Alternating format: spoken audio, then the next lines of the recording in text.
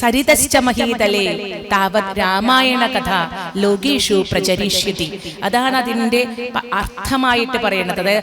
എത്ര കാലം രാമായണം ഉണ്ടാവും, അനാദിയാണ് രാമായണം. കാരണം എന്താ? യാവത് സ്ഥാസ്യന്തി ഗിരയ സരിതശ്ച മഹീതലേ. എത്ര കാലം പുഴകളും മാമലകളും ഒക്കെ കൊണ്ട് ഈ ഭൂമി നിലനിൽക്കുമോ, എത്ര കാലം ഈ പ്രപഞ്ചം ഉണ്ടാകുമോ, അങ്ങനെയുള്ള അനാദിയാണ് ഈ ഭഗവാന്റെ നാമം എന്ന് പറയുന്നു. ലോകത്തിലെ പ്രചരിച്ചിട്ടുണ്ട്. നമുക്ക് ആലോചിച്ചാൽ അറിയാം, ഭാരതത്തിൽ മാത്രം നിലകൊള്ളുന്ന ഒന്നല്ല രാമായണം. രാമായണത്തിന്റെ മഹിമ ലോകമെങ്ങും പ്രകാശിച്ചതാണ്. രാമായണത്തിന്റെ അനവധി ഗ്രന്ഥങ്ങൾ നമുക്ക് ഇഷ്ടം പോലെ, തുളസിദാസ രാമായണായാലും കമ്പരാമായണായാലും അധ്യാത്മരാമായണായാലും വാൽമീകി രാമായണമായാലും രാമായണങ്ങൾ പലതുണ്ട് ലോകത്തിൽ, അല്ലെ? ഏറ്റവും ആദ്യമായിട്ടുള്ള രാമായണം അധ്യാത്മ രാമായണം എന്ന രീതിയിൽ ശരിക്കും മൂലമായിട്ടുള്ള രാമായണം നമുക്കുണ്ട്. അപ്പൊ ഇതെല്ലാം രാമന്റെ അയനമാണ്, രാമനിലേക്കുള്ള അയനമാണ്.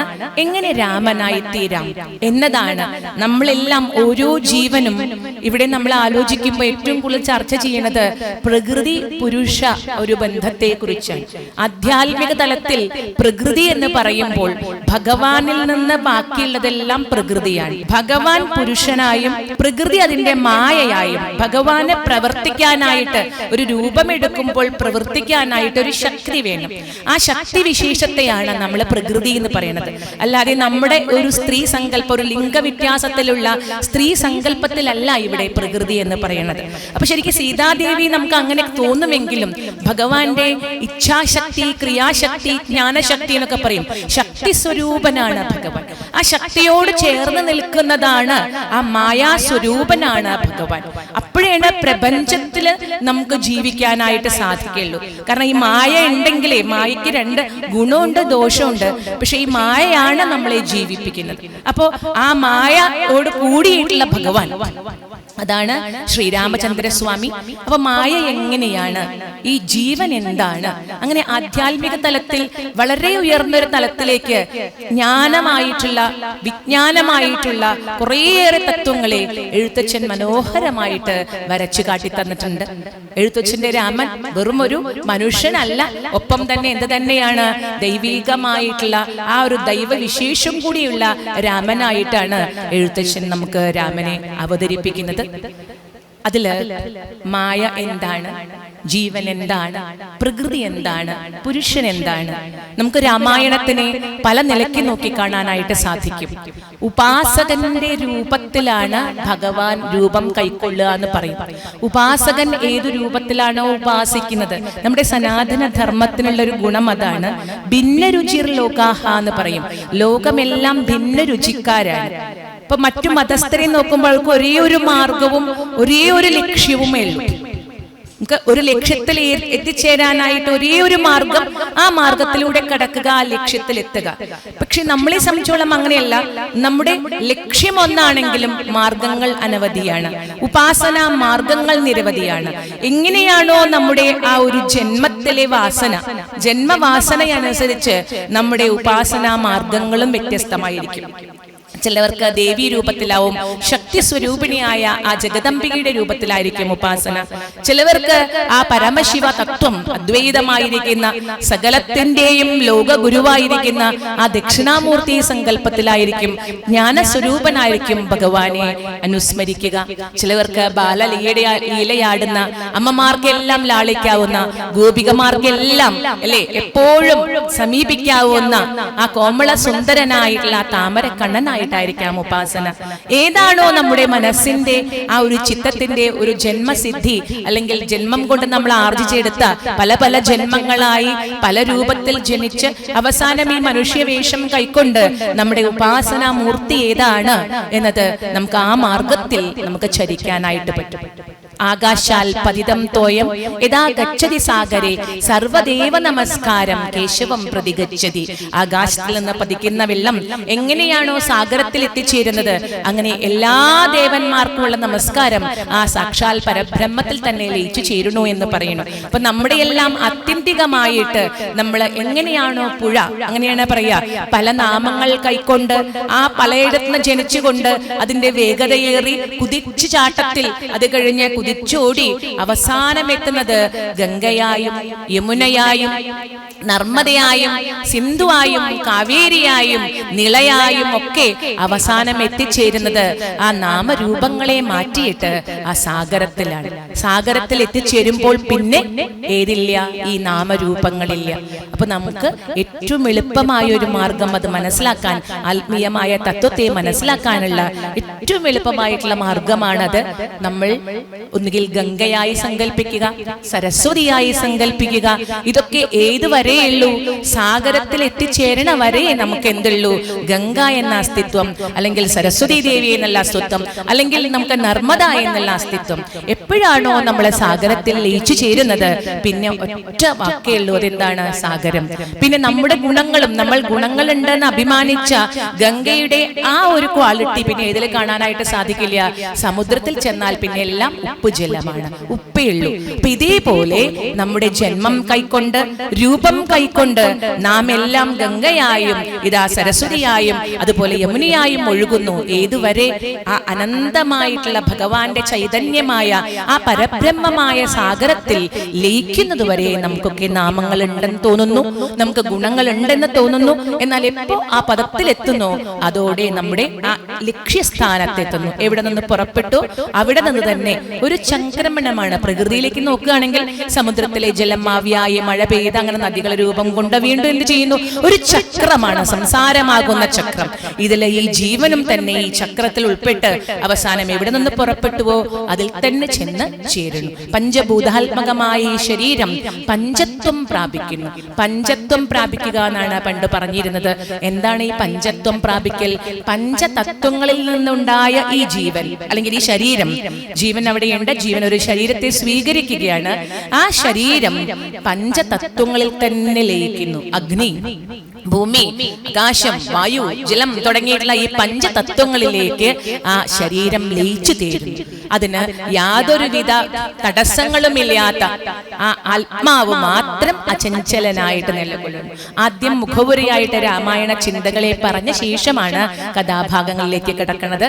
സാധാരണഗതിയിൽ നമ്മൾ മരണമൊക്കെ നടക്കുന്ന വീടുകളിൽ ബാക്കി എല്ലാത്തിനേക്കാൾ പ്രധാനമായിട്ട് വായിക്കാറുള്ളത് രാമായണമാണ്. കാരണം ഏറ്റവും അധികം ലാളിത്യത്തോടുകൂടി നമ്മുടെ മനസ്സിനെ, അത് തന്നെ പറഞ്ഞല്ലോ, ഈ ചഞ്ചലാത്മകമായ മനസ്സിനെ, രാഗദ്വേഷാദി ദുഃഖങ്ങളും ഒക്കെ അങ്ങനെയുള്ള ആ ഒരു മനസ്സിന്റെ ചാഞ്ചല്യത്തെ ഒരു ക്ലെൻസിങ് ഇഫക്റ്റ് എന്ന് പറയും, ക്ലീനിങ് ആക്കുക, ശുദ്ധീകരിക്കുക. ഒരു ക്ലെൻസർ ആണ് ശരിക്കും എന്ത് പറയുക? രാമായണം. എന്തുകൊണ്ട് അതിനൊരു ക്ലെൻസർ എന്ന് പറയാൻ കാരണം, ദുഃഖമായാലും സന്തോഷമായാലും ജീവിതത്തിൽ നമുക്ക് ഇതിനെ എന്തിനു കഴിയണം? ബാലൻസ് ചെയ്ത് കൊണ്ടുപോകാൻ കഴിയണം. അധികമായിട്ട് ഇതിൽ പറയണതുണ്ട്. നമുക്ക് ആരാണ് ഭക്തൻ എന്ന രീതിയിൽ ഇതിൽ തന്നെ പറയുന്നുണ്ട്. ആരെയാണ് എനിക്ക് ഇഷ്ടം എന്നുള്ള രീതിയിൽ പറയുന്നുണ്ട്. എന്താണ് പറയണത്?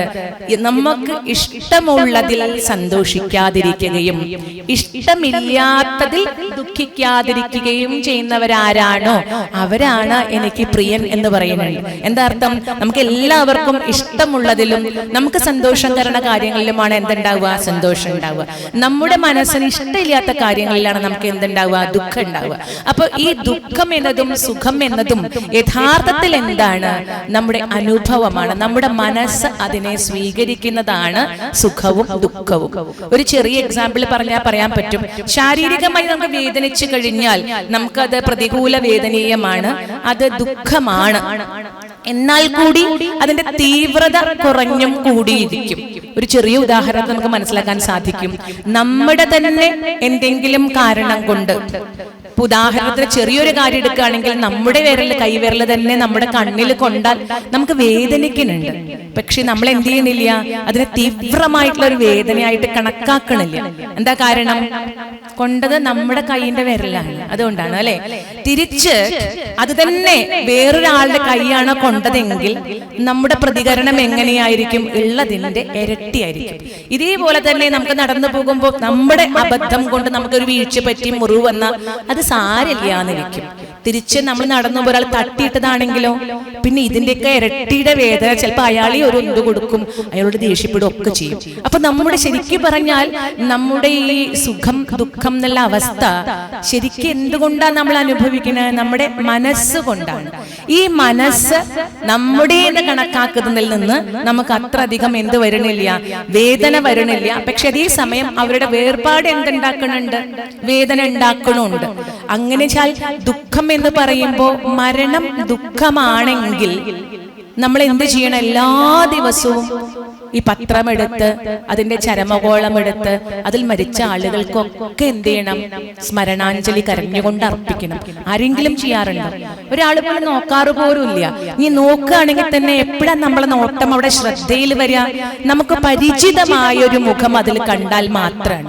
അപ്പൊ നമുക്കത് ദുഃഖമായി, അയ്യോ സങ്കടമായി, വിഷമമായി. അപ്പൊ എപ്പോഴാണോ നമ്മളെ ബാധിക്കണം, നമ്മുടെ മനസ്സത് ഏറ്റെടുക്കണത്, അപ്പോഴാണ് ശരിക്കും മരണം പോലും എന്തായിട്ട് വരുന്നുള്ളൂ, ദുഃഖമായിട്ട് വരുന്നുള്ളൂ. അപ്പൊ നമുക്ക് ശരിക്കും പറഞ്ഞാൽ ഈ പ്രാപഞ്ചികമായ ഗാർഹികമായിട്ടുള്ള ഗൃഹസ്ഥനായിട്ട് ജീവിക്കുമ്പോൾ ഇതൊക്കെ നമുക്ക് ഉണ്ടാവും, സംശയമൊന്നുമില്ല. നമുക്കൊരു യോഗിയെ പോലെ ഇതിൽ നിന്നെല്ലാം ഒളിച്ചോടാനായിട്ട് സാധിക്കില്ല.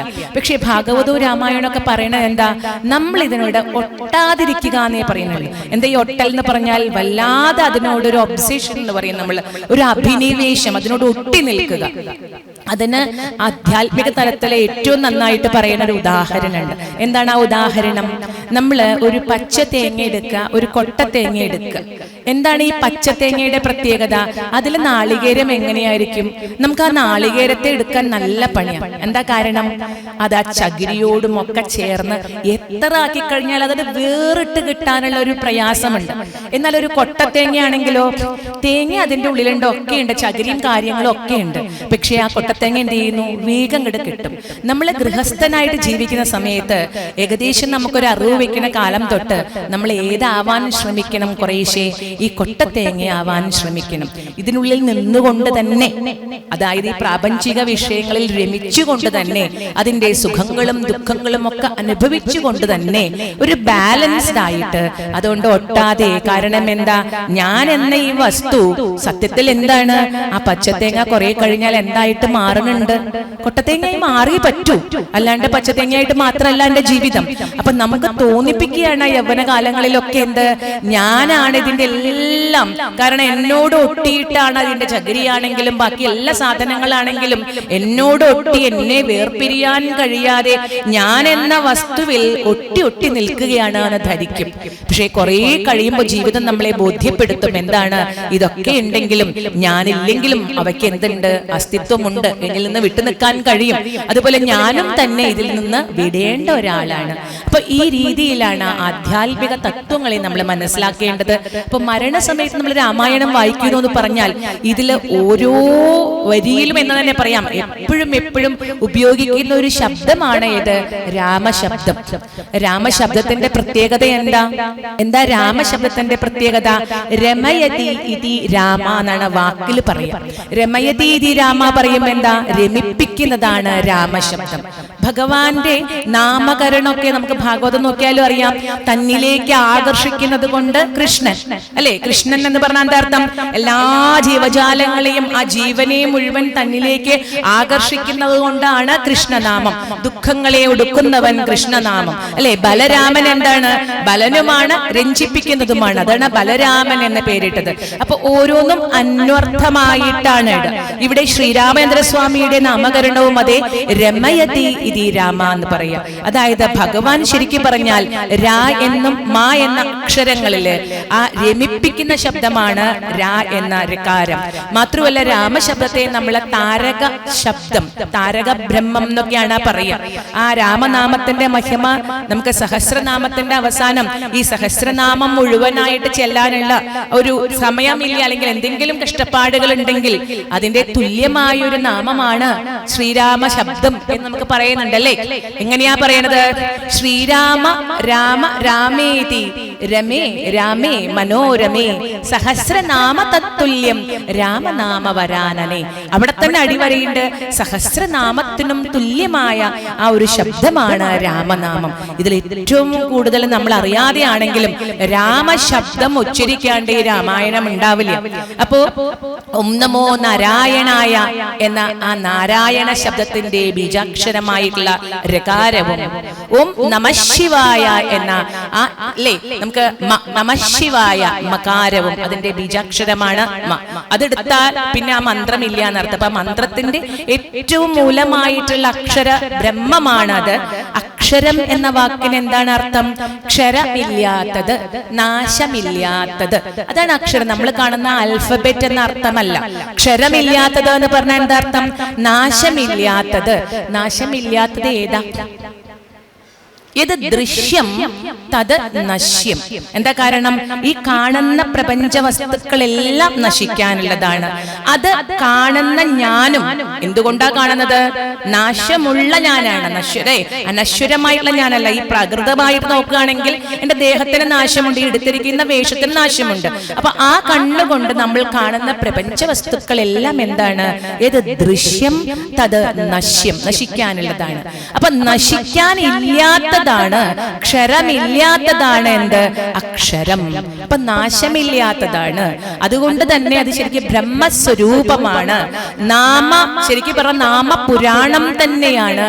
ഭാഗവതമാണെങ്കിലും രാമായണമാണെങ്കിലും ഭഗവാന്റെ ആ ശബ്ദങ്ങൾ നമുക്ക് എങ്ങനെയാണോ ആ ശബ്ദത്തിലൂടെ മോക്ഷം കിട്ടുക എന്നതിന് തുടക്കത്തിൽ തന്നെ നമുക്ക് ആ കഥ പറയുന്നുണ്ട്. ആരുടെ കഥയാണ്? ഈ കാവ്യം രചിച്ച സാക്ഷാൽ ശ്രീ വാൽമീകി മഹർഷിയുടെ കഥ. അദ്ദേഹം അർത്ഥമറിയാതെ ചേർക്കൽ പോലും ശരിയായിട്ടല്ല. കാരണം രാമ എന്ന സപ്തർഷികൾ ഉപദേശിച്ചിട്ടില്ല. എന്താണ് സപ്തർഷികൾ ഉപദേശിച്ചത്? മര മര എന്ന് ജപിക്കൂ എന്നാണ് പറഞ്ഞത്.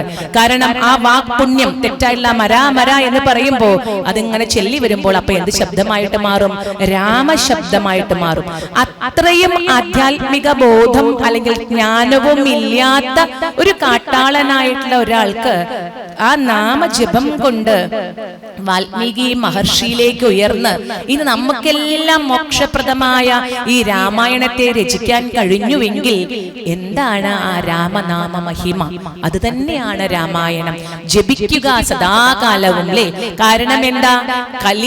കലിർ ദോഷനിധേരാജൻ അസ്തി ഏകോ മഹാഗുണം അല്ലേ. എന്താർത്ഥം? കലേർ ദോഷനിധേരാജൻ. കലി ബാധയാണ്. കലി കാലത്ത് എല്ലാം ദോഷങ്ങളാന്നാ പറയാ. പക്ഷേ പരീക്ഷിത് മഹാരാജാവ് കലി നിഗ്രഹത്തിന് പുറപ്പെട്ട് ആ കലിയെ നിഗ്രഹിക്കണില്ല. അവസാനം കലി ശരണാഗതനായിട്ട് തനിക്ക് വാസസ്ഥാനമായിട്ട് അന്വേഷിച്ചപ്പോ പരീക്ഷിത് മഹാരാജാവ് എന്ത് ചെയ്തു? ഈ കലിയെ വെറുതെ വിട്ടു. ആ കലിയെ വെറുതെ വിടാനുള്ള ഒരു കാരണം ഇതായിട്ടാണ് പറയണത്. കാരണം കലികാലത്ത് കലിക്ക് വളരെ ദോഷങ്ങൾ ഉണ്ടെങ്കിലും അസ്തി ഏകോ മഹാഗുണ, അതിന് ഒരു ഗുണമുണ്ട്. കീർത്തനാദേവ കൃഷ്ണസ്യ മുക്തസംഗം പരം വ്രജേത്. കാരണം എന്താ? ഈ കലികാലത്ത് യജ്ഞങ്ങളോ യാഗങ്ങളോ ഹോമങ്ങളോ നടത്തി പുണ്യം സമ്പാദിക്കേണ്ടതില്ല. കാരണം അതൊക്കെ വലിയൊരു അനുഷ്ഠാനമാണ്. എത്രയോ ദ്രവ്യങ്ങൾ, അതുപോലെ എത്രയോ ചിട്ടകൾ, എത്രയോ മന്ത്രോച്ചാരണങ്ങൾ തെറ്റാതെ ദ്രവ്യശുദ്ധി, മനഃശുദ്ധി, ക്രിയാശുദ്ധി എന്ന് പറഞ്ഞില്ലേ, അത്രയധികം ശുദ്ധിയോടെ പാലിക്കപ്പെടേണ്ട കാര്യങ്ങളാണ് എന്തൊക്കെ? ഹോമങ്ങള്, യാഗങ്ങള് തുടങ്ങിയവയൊക്കെ. എന്നാൽ ഇതൊന്നും കലികാലത്ത് അത്ര ഉണ്ടാവില്ല. തീർച്ചയല്ലേ. ഇപ്പൊ അടുത്താണ് നമ്മൾ അരളിപ്പൂവിനെ പറ്റിയിട്ടാണെങ്കിലും അല്ലെങ്കിൽ പൂജയ്ക്കെത്തുന്ന പൂക്കളെ പറ്റിയാണെങ്കിലും പൂജയ്ക്കെത്തുന്ന ദ്രവ്യങ്ങളായിട്ടുള്ള എണ്ണയെ പറ്റിയാണെങ്കിലും എന്തിലും എന്തായിട്ടുണ്ട്? മാലിന്യം കലർന്നിട്ടുണ്ട്. അപ്പൊ പുറമേയുള്ള ദ്രവ്യങ്ങളിൽ ഇത്ര മാലിന്യം കലർന്നിട്ടുണ്ടെങ്കിൽ ഈ കാലത്ത് ജീവിക്കുന്ന മനുഷ്യരുടെ മനസ്സിലും വളരെയധികം മാലിന്യങ്ങൾ ചേർന്നിട്ടുണ്ട്. അപ്പൊ അത്ര ശുദ്ധിയിലെ രീതിയിൽ നമുക്കൊരു യജ്ഞത്തെ സമാപിപ്പിക്കാൻ കഴിയില്ല, യാഗത്തെ സമാപിക്കാൻ കഴിഞ്ഞോളണം എന്നില്ല. കാരണം വളരെ കുറച്ചു നേരം മാത്രമേ നമ്മുടെ മനസ്സിലേക്ക് ഈ ചിന്തകളെയും ഒക്കെ കടന്നു വരുള്ളൂ. ഈ കലികാലത്തെ ആളുകള് ചഞ്ചല ചിത്തരാണ്. വളരെ പെട്ടെന്ന് നമുക്കറിയാം, ഇൻസ്റ്റന്റ് ആയിട്ട് ഇപ്പൊ നമ്മൾ ഏതിന്റെ കാലഘട്ടമാണ്, എല്ലാം വളരെ പെട്ടെന്ന് അറിവ് ലഭിക്കുന്ന ഫിംഗർ ടിപ്സിൽ അറിവ് അന്വേഷിച്ചു പോകേണ്ട കാര്യങ്ങളില്ല. ധ്യാനം കൊണ്ടും ജപം കൊണ്ടൊക്കെ ഉണ്ടാക്കിയെടുത്തിരുന്ന ഇപ്പൊ ഒരു സെക്കൻഡ് കൊണ്ട് നമുക്ക് വേണമെങ്കിൽ വിരൽത്തുമ്പിൽ ലഭ്യമാണ്. അപ്പൊ അത്രയും ഇൻസ്റ്റന്റ് ആയിട്ട് നമുക്ക് കിട്ടുന്നത് കൊണ്ട് ജീവിതവും നമുക്ക് വളരെ വളരെ ഫാസ്റ്റാണ്. ആർക്കും ചിലപ്പോ 1 മിനിറ്റിൽ കൂടുതലോ അരമണിക്കൂറിൽ കൂടുതലോ ഭഗവാനെ നോക്കിയിരിക്കാനായിട്ട് അല്ലെങ്കിൽ ഭഗവാന്റെ കാര്യങ്ങൾ ചിന്തിച്ചിരിക്കാനായിട്ടുള്ള ആ മനസ്സിന്റെ ഏകാഗ്രത, ഏകം അഗ്രം, നമ്മുടെ മനസ്സിന്റെ അഗ്രം ഏകത്തിലാക്കുക, ഒന്നിലേക്ക് ഇങ്ങനെ ആക്കി വെക്കുന്നതിനെ നമ്മൾ എന്ത് പറയാ, ഏകാഗ്രം എന്ന് പറയാം അല്ലെ. അപ്പൊ ഏക അഗ്രത്തിലാക്കി വെക്കാനായിട്ടുള്ള ഒരു ശേഷിയും ക്ഷമോഷിയും ഒക്കെ കലികാലത്തിലുള്ള ആളുകൾക്ക് പൊതുവെ കമ്മിയായിരിക്കും. അതുകൊണ്ടാണ് ഈ നാമത്തിനുള്ള പ്രത്യേകത എന്താണ്, അതിന് ഈ വക ഒരു നിയന്ത്രണങ്ങളും വേണമെന്നില്ല. അറിയാതെയാണെങ്കിലും അല്ലെ ആ നാമം ജപിച്ചാൽ ആ നാമത്തിന്റെ പുണ്യം കിട്ടും.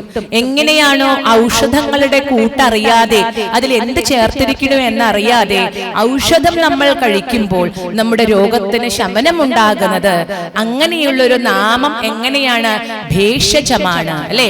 അതൊരു ശരിക്കു പറഞ്ഞാൽ നമുക്ക് ഒരു ഔഷധം തന്നെയാണ്. അച്യുതാനന്ദ ഗോവിന്ദ നാമ ഉച്ചാരണ ഭേഷജാ നശ്യന്തി സകലാൻ രോഗാൻ സത്യം സത്യം വദാമ്യഹം എന്ന് പറയും. അച്യുതാനന്ദൻ, ഗോവിന്ദൻ തുടങ്ങിയ നാമങ്ങൾ കൊണ്ട് നമുക്ക് ഈ മനസ്സിനെ ഏകാഗ്രമാക്കിയാൽ മനസ്സിനെ ബാധിക്കുന്ന അസുഖങ്ങൾ കുറെയൊക്കെ നമുക്ക് നിയന്ത്രിക്കാനായിട്ടാകും. ഇന്നൊക്കെ അധികവും മനസ്സുകൊണ്ട് ബാധിച്ചുണ്ടാക്കുന്ന രോഗങ്ങളാണ് അധികവും. ഒക്കെ കൃത്യമായിട്ട് നമുക്ക് അങ്ങനെ തന്നെ വരുന്നതാണ്. മനസ്സിനെ കൺട്രോൾ ചെയ്യാൻ വയ്യാതെ, നിയന്ത്രിക്കാൻ വയ്യാതെ അത് മറ്റൊരാളുടെ കയ്യിൽ കൊടുത്ത് ആ ആളുടെ മൂഡിനനുസരിച്ച് നമ്മുടെ മൂഡ് മാറുന്ന ഒരു അവസ്ഥയിലേക്കാണ് നമ്മൾ പോകുന്നത്. ഏതായാലും രാമായണം നമ്മളെ പഠിപ്പിക്കുന്നത് ഈ മനസ്സിന്റെ ബാലൻസിങ് ആണ്. എങ്ങനെയാണ് മനസ്സ് ബാലൻസ്ഡ് ആക്കാൻ കഴിയുക, എന്താണ് ആ നാമത്തിന്റെ പ്രത്യേകത. ആ നാമം അറിയാതെയാണെങ്കിലും ഉച്ചരിച്ചാൽ, ഭാഗവതത്തില് അജാമിള മോക്ഷം എന്നൊരു കഥയുണ്ട്. അതിൽ തന്റെ പുത്രനെ നാരായണൻ എന്ന് നാമകരണം ചെയ്തത് പൂർവ്വജന്മാർജിത പുണ്യമായിട്ടാണ്. കാരണം ഒരു ബ്രാഹ്മണനായിട്ടായിരുന്നു ജന്മം. അതുകൊണ്ട് തന്നെ ആ അന്ത്യകാലത്ത്, ആദ്യകാലങ്ങളിൽ കുറെ അധികം ആ ബ്രാഹ്മണ വൃത്തിയിൽ ചലിക്കുന്നത് കൊണ്ട് ബ്രഹ്മത്തെ അറിയുന്നവൻ ബ്രാഹ്മണൻ. ജ്ഞാനമാണ്, ജ്ഞാനമാർഗത്തെ ആരുപദേശിക്കുന്നത് അവരൊക്കെ ജന്മം കൊണ്ട് ആരാണ്, ശരിക്ക് ബ്രാഹ്മണരാണ്. കാരണം എല്ലാത്തിന്റെയും ലക്ഷ്യം ജ്ഞാനമാണ്, ഭഗവാനെ അറിയുക. ആ ഭഗവാനെ അറിഞ്ഞാൽ ഭഗവാനായി തീർന്നു. എപ്പോഴാണോ അറിവ് പൂർണ്ണമാകുന്നത് അപ്പോൾ നമ്മൾ ആരായിട്ട് തന്നെ മാറി, ആ ഈശ്വര സ്വരൂപം തന്നെ ആയിട്ട് മാറി. അപ്പൊ അതാണ് ബ്രഹ്മജ്ഞൻ, ബ്രഹ്മത്തെ അറിയുന്നവൻ, അവനാണ് ബ്രാഹ്മണൻ. അപ്പൊ ആ രീതിയിൽ ബ്രാഹ്മണ ജന്മം കിട്ടിയപ്പോൾ വൃത്തിയൊക്കെ ചെയ്തെങ്കിലും നമുക്ക് ഈ ജന്മം ഇങ്ങനെ കിട്ടിയെങ്കിലും ഏത് സമയത്തും നമ്മൾ ഈ 4 വർണ്ണങ്ങളിലേക്കും മാറാം. ചില സമയങ്ങളിൽ നമ്മൾ ശൂദ്രവർണ്ണത്തിലേക്ക് മാറാം, ചില സമയത്ത് നമുക്ക് വൈശ്യവർണ്ണത്തിലേക്ക് മാറാം, ചിലപ്പോൾ കർമ്മം കൊണ്ടും ചിന്തകൾ കൊണ്ടും ബ്രാഹ്മണ വർണ്ണത്തിലേക്ക് മാറാം. അങ്ങനെ ചാഞ്ചല്യം കൊണ്ട് നമുക്ക് ഇതിലേക്കൊക്കെ മാറി മാറി ഏതാണോ കൂടുതൽ നിൽക്കുന്നത് അതാവും നമ്മുടെ സ്ഥായിയായ സ്വഭാവം എന്ന് മാത്രമേ ഉള്ളൂ. അപ്പൊ ഏതായാലും ആ ഒരു ബ്രഹ്മജ്ഞാനം കിട്ടുകയാണ്. അത് അജാമിളന് അവസാനം തന്റെ പുത്രന്റെ നാമം കൊണ്ട് ആ മോക്ഷം കിട്ടി എന്ന് പറയുന്നു. അതുപോലെയാണ് വാൽമീകി മഹർഷിയും ജന്മം കൊണ്ട് ശരിക്കും ആരായിട്ടാ ജനിച്ചതത്രേ, ബ്രാഹ്മണനായിട്ടാണ്. ദ്വിജത്വം കൊണ്ട് അതിൽ പറയുന്നുണ്ട്, ഞാനും ജനിച്ചത് ദ്വിജനായിട്ടാണ്. പക്ഷേ എന്താ ഉണ്ടായത്, കർമ്മം കൊണ്ട് ഞാൻ ഇങ്ങനെയുള്ള കിരാതന്മാരുമായിട്ട് കൂടിയിട്ട് ഞാൻ ആരായ അധപ്പതിച്ചു, ഒരു കിരാതനായിട്ട് അധപ്പതിച്ചു. അങ്ങനെയാണ് ഒരു കാട്ടാള ജന്മവൃത്തി ഞാൻ കഴിച്ചു കൂട്ടിയത് അല്ലെ. പ്രത്യേകിച്ച് പറയുന്നുണ്ട് അവർ അദ്ദേഹത്തിന്റെ വാൽമീക മഹർഷിയുടെ ആ ഒരു ദ്വിജത്വം പ്രാപിക്കുന്നതിന് മുമ്പുള്ള പേര് രത്നാകരൻ എന്നായിരുന്നു. രത്നാകരൻ എന്ന വാക്കിനും അർത്ഥമുണ്ട്. എന്താ രത്നാകരൻ എന്ന വാക്കിന്റെ അർത്ഥം? ശരിക്കും രത്നാകരം പറഞ്ഞ സമുദ്രമാണ്. സമുദ്രം എന്താ, അനവധി രത്നങ്ങളെ ഒളിപ്പിച്ചിട്ടുള്ളത്, അതാണ് ശരിക്ക് രത്നാകരൻ. ഇവിടെ നമ്മൾ ഓരോരുത്തരും ആര് തന്നെയാണ്, ശരിക്ക് രത്നാകരന്മാരാണ്. നമ്മുടെ ഉള്ളിലും എന്ത്, അനവധി രത്നങ്ങൾ തെളിഞ്ഞു നിൽക്കുന്നുണ്ട്, പക്ഷെ നമ്മളത് കാണണില്ല എന്ന് മാത്രം. എങ്ങനെയാണ് ഒരു ദീപത്തിനെ കുടം വെച്ചടച്ചാൽ ദീപം അതിലുണ്ട്, പക്ഷെ എന്ത് ചെയ്യുന്നില്ല, ഈ കുടം അടഞ്ഞത് കൊണ്ട് എന്തുകൊണ്ട് നമ്മൾ ആ ദീപപ്രകാശത്തെ കാണാത്തത്? അതേപോലെ നമ്മുടെ ഉള്ളിൽ ഓരോരുത്തരുടെ ഉള്ളിലും വസിക്കുന്ന ആ തേജോ രൂപമായിട്ടുള്ള ഭഗവത് സ്വരൂപമുണ്ടല്ലോ, നമ്മളിൽ ഓരോരുത്തരും പ്രകാശിക്കുന്ന ആ ഒരു പ്രകാശ രൂപമുണ്ടല്ലോ. ഇപ്പൊ ഉദാഹരണത്തിന് പറയുകയാണെങ്കിൽ, ഏതൊരു കുട്ടിയും ജനിക്കുമ്പോൾ ആര് തന്നെയാണ് ശരിക്ക്? ഈശ്വരൻ തന്നെയാണ്. ഈശ്വരിൽ നിന്ന് വിഭിന്നമല്ല ഓരോ ശിശുവും. ആ കുട്ടികളെ കണ്ടാൽ, അതുകൊണ്ടാണ് ഒരു കുട്ടി ഒന്നും ചെയ്യണ്ട, ആ കുട്ടിയുടെ ഭംഗി കണ്ടിട്ടോ ആ കുട്ടിയുടെ ചേഷ്ടകൾ കണ്ടിട്ടോ ഒന്നുമല്ല, ആ കുട്ടിയെ കാണുമ്പോൾ ഏത് കുട്ടിയാണെങ്കിലും എല്ലാവർക്കും ആ കുട്ടിയോടുണ്ടാകുന്ന ഭാവം എന്താ? സന്തോഷാണ്. വെറുതെ ഒരു കുട്ടി കണ്ടാൽ തന്നെ നമുക്കൊരു സന്തോഷം. കുട്ടി ഒന്നും ചെയ്യണില്ല, നമ്മോട് ചിരിക്കണില്ല, നമ്മോട് റിയാക്ട് ചെയ്യണില്ല, ഒന്നും ചെയ്യണില്ല, കുട്ടി കുട്ടിയുടെ ലോകത്താണ്. പക്ഷെ നമ്മൾ ആ കുട്ടിയെ കണ്ടാൽ, ഏതെങ്കിലും ഒരു ആളുകൾ അതിനെ മുഖം തിരിഞ്ഞ് നിൽക്കുന്നതായിട്ട് എനിക്ക് തോന്നിയിട്ടില്ല. എല്ലാവരും എന്താ ചെയ്യുക? ആ കുട്ടിയുടെ മുഖം കാണുമ്പോൾ അറിയാതെ ആ ബ്രഹ്മ ആനന്ദം നമ്മൾ അനുഭവിക്കണം. കാരണം നമ്മൾ ഓരോരുത്തരും ശരിക്ക് ജന്മം കൊണ്ട് എന്താണ്? ഈ ആനന്ദ സ്വരൂപികളാണ്. നമ്മൾ ഏതിനെയാണ് പകർത്തു തരേണ്ടത് എന്ത് തന്നെയാണ്? ഈ ആനന്ദം തന്നെയാണ്. പക്ഷെ എന്ത് സംഭവിക്കുന്നു? നമ്മുടെ ഈ ജന്മത്തിന്റെ വാസനകൾ കൊണ്ട് വലുതായി വരുമ്പോഴേക്കും നമ്മുടെ മനസ്സിലേക്ക് ചില മാലിന്യങ്ങൾ കടന്നുകൂടുന്നു. സ്വാർത്ഥം പതുക്കെ പതുക്കെ അല്ലെ മണ്ണിലേക്ക് ഇങ്ങനെ വരുന്നു. കുട്ടി തന്നെ കുട്ടിയുടെ വളർച്ചയിൽ നോക്കി അറിയാം, പതുക്കെ പതുക്കെ ഇതെല്ലാം എന്റെ, ഞാൻ എന്നത് വേറെയാണ് എന്നൊരു സങ്കല്പത്തിലേക്ക് കുട്ടി ഇങ്ങനെ വരുന്നു. ആദ്യം ആത്മാരാമനാണ്, അവന് രസിക്കാൻ ആരും വേണ്ട. കുട്ടി സ്വയം, അമ്മ അടുത്തുണ്ടെന്നേ ഉള്ളൂ, ആവശ്യങ്ങൾക്ക് വേണമെങ്കിൽ ആഹാരത്തിന് വേണ്ടിയിട്ട്, അപ്പൊ അതിനു വേണ്ടി കരയുമെങ്കിലും ബാക്കി ഉള്ള മുഴുവൻ സമയം അവനിൽ തന്നെ രമിക്കുകയാണ്. ആത്മാരാമൻ എന്ന് പറഞ്ഞാണ് ആത്മാവിൽ തന്നെ രമിക്കാൻ കഴിയുന്നവനെയാണ് ആത്മാരാമൻ. ഇന്ന് നമ്മളെ ഏറ്റവും ബോറടിപ്പിക്കുന്ന വ്യക്തി ആരാ? ഏറ്റവും ബോറടിപ്പിക്കുന്ന വ്യക്തി ആരാ? നമ്മളാണ്. അതുകൊണ്ട് നമ്മൾ എന്ത് ചെയ്യണം? 5 മിനിറ്റ് ഇരുന്ന് അപ്പം നമുക്ക് പുറത്തേക്ക് ഇറങ്ങണം. എന്തിനാത്? ആൾക്കാരെ കാണണം, വർത്താനം പറയണം, എങ്ങടെയും പോകണം, എന്തെങ്കിലും ചെയ്യണം. നമുക്ക് അതിൽ കൂടുതൽ ഇപ്പൊ കുറച്ചു നേരം ഒറ്റയ്ക്ക് ഇരിക്കാനായിട്ട് നമുക്ക് സാധിക്കണില്ല. കാരണം എന്താ? നമുക്ക് എന്തോ ഒരു ബോറടിക്കും. എന്താ ഈ ബോറടിക്കാൻ കാരണം? നമ്മൾ നമ്മളെ തന്നെ എന്ത് ചെയ്യുന്നു? രമിക്കുന്നില്ല. സത്യത്തിൽ ശരിക്കും നമ്മൾ എന്ത് ചെയ്യണം? നമ്മളിൽ തന്നെ രമിക്കുന്ന ഒരു അവസ്ഥയിലേക്ക് എത്തണം. പ്രത്യേകിച്ച് പ്രായമായി വരുമ്പോൾ നമ്മളിൽ തന്നെ, കാരണം നമുക്ക് ബാഹ്യമായ എല്ലാ കാര്യങ്ങളിലും തൃപ്തി അടങ്ങി, തൃപ്തി ഒതുങ്ങി നമ്മളിലേക്ക്, ആ ഭഗവാനിലേക്ക്, നമ്മളിലെ ആ ശരിക്കും തേജോമയമായ രൂപം ഭഗവത് സ്വരൂപമാണ് എന്ന് അറിഞ്ഞുകൊണ്ട് നമ്മളിലേക്ക് ദൃഷ്ടി, ഇതുവരെ നമ്മൾ ദശാമുഖൻ തന്നെയാണ്. എല്ലാ ഇന്ദ്രിയങ്ങളെയും എവിടേക്ക് വെച്ചിരിക്കുകയാണ്? പുറത്തേക്ക് വെച്ചിരിക്കുകയാണ്. നമ്മുടെ കണ്ണ് മറ്റെല്ലാം കാണാനാണ്. എന്നാൽ നമ്മുടെ കണ്ണിലെ കരട് കാണണമെങ്കിൽ നമുക്ക് ആരുടെ സഹായം വേണം? വേറൊരു കണ്ണിന്റെ സഹായം വേണം, വേണ്ടേ? അപ്പൊ അതുപോലെ നമ്മുടെ കണ്ണ് ഉള്ളിലേക്ക് വെക്കുകയാണെങ്കിൽ നമ്മുടെ ഉള്ളിലിരിക്കുന്ന ആ സ്വരൂപം എന്താണ്? അതാണ് ധ്യാനം. ആ ധ്യാനത്തിന്റെ പരകാഷ്ഠയാണ് എന്ത്? ചിത്തവൃത്തി നിരോധം എന്നാണ് യോഗത്തിനെ പറയുക. ചിത്തവൃത്തിയുടെ നിരോധത്തെയാണ് നമ്മള്, അല്ലാണ്ട് വെറുതെ അങ്ങനെ ഇരുന്നു ആ കാര്യങ്ങളൊക്കെ കാണിച്ചു വെച്ചിട്ട് കാര്യമില്ല. ചഞ്ചലമാകുന്ന മനസ്സിനെ ഒരു അഗ്രത്തിൽ നമുക്ക് ബിന്ദുവിൽ കേന്ദ്രീകരിക്കാനായാൽ നമ്മുടെ മനസ്സ് ഏറ്റവും ശക്തിയുള്ളതാണ്. നമ്മൾ ഇന്ന് ആർട്ടിഫിഷ്യൽ ഇന്റലിജൻസ് കൊണ്ട് നമ്മളെക്കാൾ കേമമായ കൃത്രിമമായ ആളുകളെ സൃഷ്ടിച്ചുകൊണ്ടിരിക്കുകയാണ്. മനുഷ്യ നിർമ്മിതിയാണ് എന്നതാണ് അതിന്റെ ഏറ്റവും വലിയ അത്ഭുതം. ഒരു പക്ഷേ നമ്മളെ കീഴടക്കുന്ന ഒരു ലോകത്തിലേക്ക് നമ്മൾ മാറിക്കൊണ്ടിരിക്കുകയാണ്. അപ്പൊ ആ രീതിയിൽ തെറ്റുപറ്റാത്ത, വികാരങ്ങൾക്ക് അടിമപ്പെടാത്ത, എന്നാൽ ബുദ്ധിയുള്ള ഒരു നിർമ്മിത ബുദ്ധിയുള്ള മനുഷ്യനെയാണ് നമ്മൾ സൃഷ്ടിക്കുന്നത്. അപ്പൊ അയാളുടെ ബുദ്ധിയെ എന്ത് സ്വാധീനിക്കില്ല? സാധാരണ മനുഷ്യന്റെ വികാര വിചാരങ്ങൾ സ്വാധീനിക്കില്ല. കാരണം അയാൾക്ക് എന്തില്ല? നമ്മളെ തളർത്തുന്ന തരത്തിലുള്ള സെന്റിമെന്റ്സ് ഇല്ലേ. അപ്പൊ ഒരു പക്ഷേ നമ്മളെക്കാൾ സൂപ്പർ പവർ ഉള്ള ഒരാളായിരിക്കും നമ്മൾ നിർമ്മിക്കുന്ന, നിർമ്മിത ബുദ്ധിയിലൂടെ നിർമ്മിക്കുന്ന ഒരു റോബോട്ട്, അല്ലെ? അപ്പൊ ആ രീതിയിലേക്ക് മാറിക്കൊണ്ടിരിക്കുകയാണ്. അപ്പൊ നമ്മളെ തളർത്തുന്നത് എന്താണ്? അതാണ് രാമായണം പഠിപ്പിക്കുന്നത്. ആ തളർത്തുന്നത് എന്താണോ നമ്മുടെ ചിന്തകൾ, ആ ചിന്ത ചിത നമ്മൾ പറയും, അല്ലെ? രണ്ടും ഒരേപോലെയാണ്. എന്ത് മാത്രമേ വ്യത്യാസമുള്ളൂ? ചിന്ത, ഒരു ബിന്ദു മാത്രമേ അവിടെ വ്യത്യാസമുള്ളൂ. പക്ഷേ ചിത എന്ത് ചെയ്യണു? ജീവൻ ഇല്ലാത്ത ശരീരത്തെ ദഹിപ്പിക്കുമ്പോ ചിത എന്ത് ചെയ്യണു? ചിന്ത എന്ത് ചെയ്യണു? ജീവനുള്ള ശരീരത്തെ. അപ്പൊ ചിത എങ്ങനെയാണോ ജീവനില്ലാത്ത ശരീരത്തെ അല്ലെങ്കിൽ ഭസ്മീകരിക്കുന്നത്, എന്നാൽ ചിന്ത ജീവനോടെ തന്നെ നമ്മൾ എന്ത് ചെയ്യുന്നു? ദഹിപ്പിക്കുന്നു. അപ്പൊ ആ ചിന്തയെ മാറ്റുക. ചിന്തയെ മാറ്റാൻ എന്ത് ചെയ്യണം? നമ്മൾ പറഞ്ഞോടെ എളുപ്പമല്ല. അതിലേക്ക് മറ്റു ചിന്തകൾ, ഭഗവാനിലേക്കുള്ള ചിന്തകൾ, ഭഗവാനിലേക്കുള്ള സ്മരണകൾ കൊണ്ടുവന്നാൽ നമുക്ക് പതുക്കെ പതുക്കെ മറ്റേതിൽ നിന്ന് ഇങ്ങനെ മോചനം കിട്ടുന്നതായിട്ട് കാണാം. വ്യവഹാര ജീവിതത്തിൽ ജീവിച്ചു കൊണ്ട് തന്നെ നമുക്കത് സാധ്യമാക്കും. അതിന് ഉദാഹരണമായിരുന്നു ഭാഗവതത്തിലെ ഗോപികമാർ. ഗോപികമാരെയാണ് നമുക്ക് ദൃഷ്ടാന്തമായിട്ട് പറയണത്. അത് ശരിക്കും എത്ര ലളിതമാണ്. ഉദ്ധവർ സാക്ഷാൽ ഭഗവാന്റെ അല്ലെ, ഭഗവാന്റെ ബുദ്ധിസത്തമൻ എന്നാണ് എപ്പോഴും ഭഗവാൻ ഒരു വിശേഷണം കൊടുത്ത് ബുദ്ധിയുണ്ട് എന്ന് വിശേഷിപ്പിച്ചത് ആരെ മാത്രമേ ഉള്ളൂ? ഉദ്ധവരെ മാത്രമേ ഉള്ളൂ. അപ്പൊ ഉദ്ധവരോട് എപ്പോഴും പറയുന്നുണ്ട് ഭഗവാൻ എന്താണ്, ഭക്തര് ആരാണ്, ആ ഭക്തി വിശേഷം എന്താണെന്ന് മനസ്സിലാക്കാൻ ഉദ്ധവരെ എവിടേക്കാ പറഞ്ഞയക്കുന്നത്?